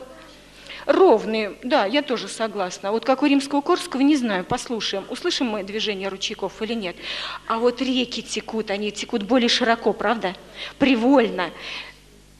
Мне кажется, здесь уже не просто движение восьмых, а должна зазвучать какая-то широкая, привольная мелодия. Ой, прям даже я не успела сказать. Молодец. А как тебя зовут? Саш, вот со всеми постепенно познакомились. А твое имя? Ксения и... Юля тоже, да? Две Юли. Ксения и Саша. Вот теперь со всеми познакомилась Наталья Анатольевна. Итак, Саш, прям даже не дала мне сказать, должна появиться широкая привольная мелодия. И тогда мы почувствуем, что течет река. А капельки как должны звучать? Какие звуки? Стаккато. Я боюсь, только капельки будет очень плохо слышно, но попробуем. Итак, мы не просто мелодию услышим, отдельно звучащую. И не просто мелодию с аккомпанементом, и не мелодию, которая спряталась в аккордах. Мы с вами услышим одновременно 3 разных напева. Напев ручейков, напев реки и напев капелек. Все собрались на свадьбу морской царевны и Садко. Слушаем.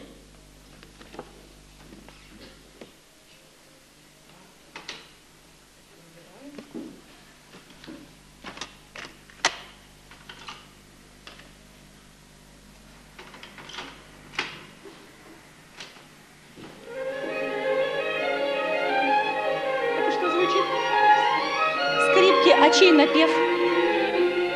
Ручейки, река или капельки? Ручейки с Арданом. Вот легко-легко бегают.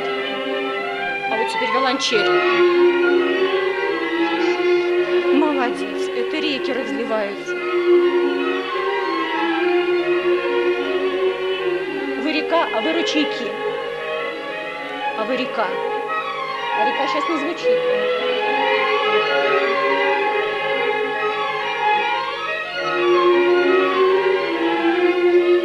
Так, зазвучала река.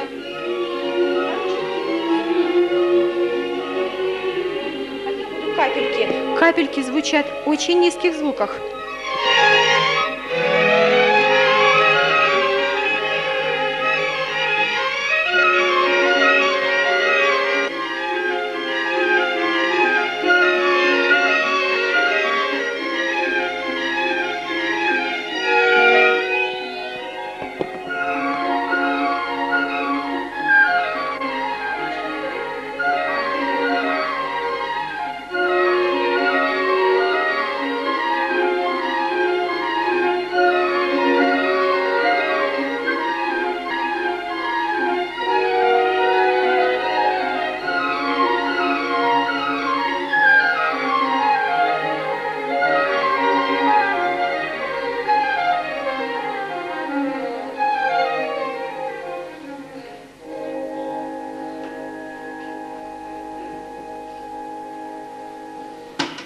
удивительно.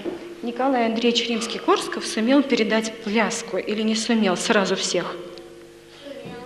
Какие чудеса в звуках происходят, правда, ребят?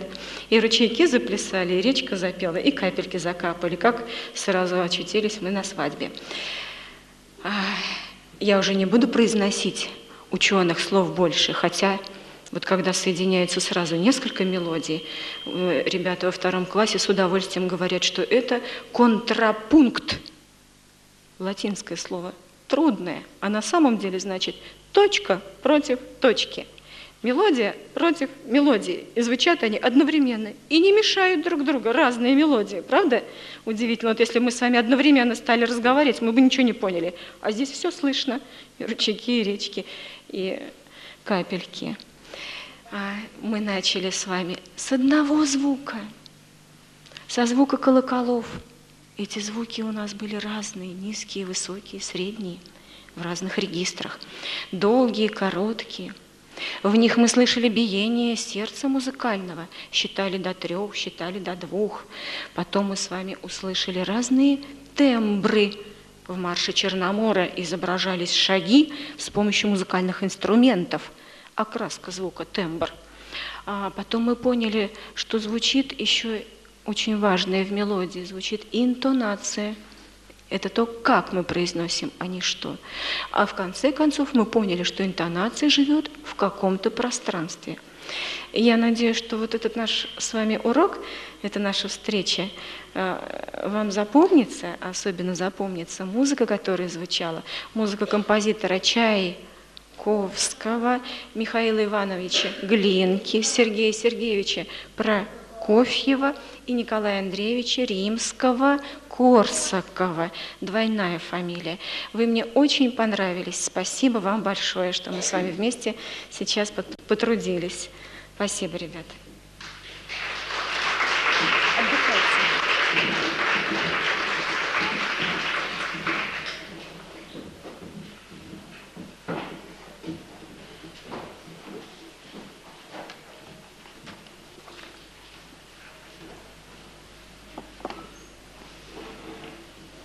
Мне кажется, ребята эти просто замечательные, с ними одно удовольствие было работать.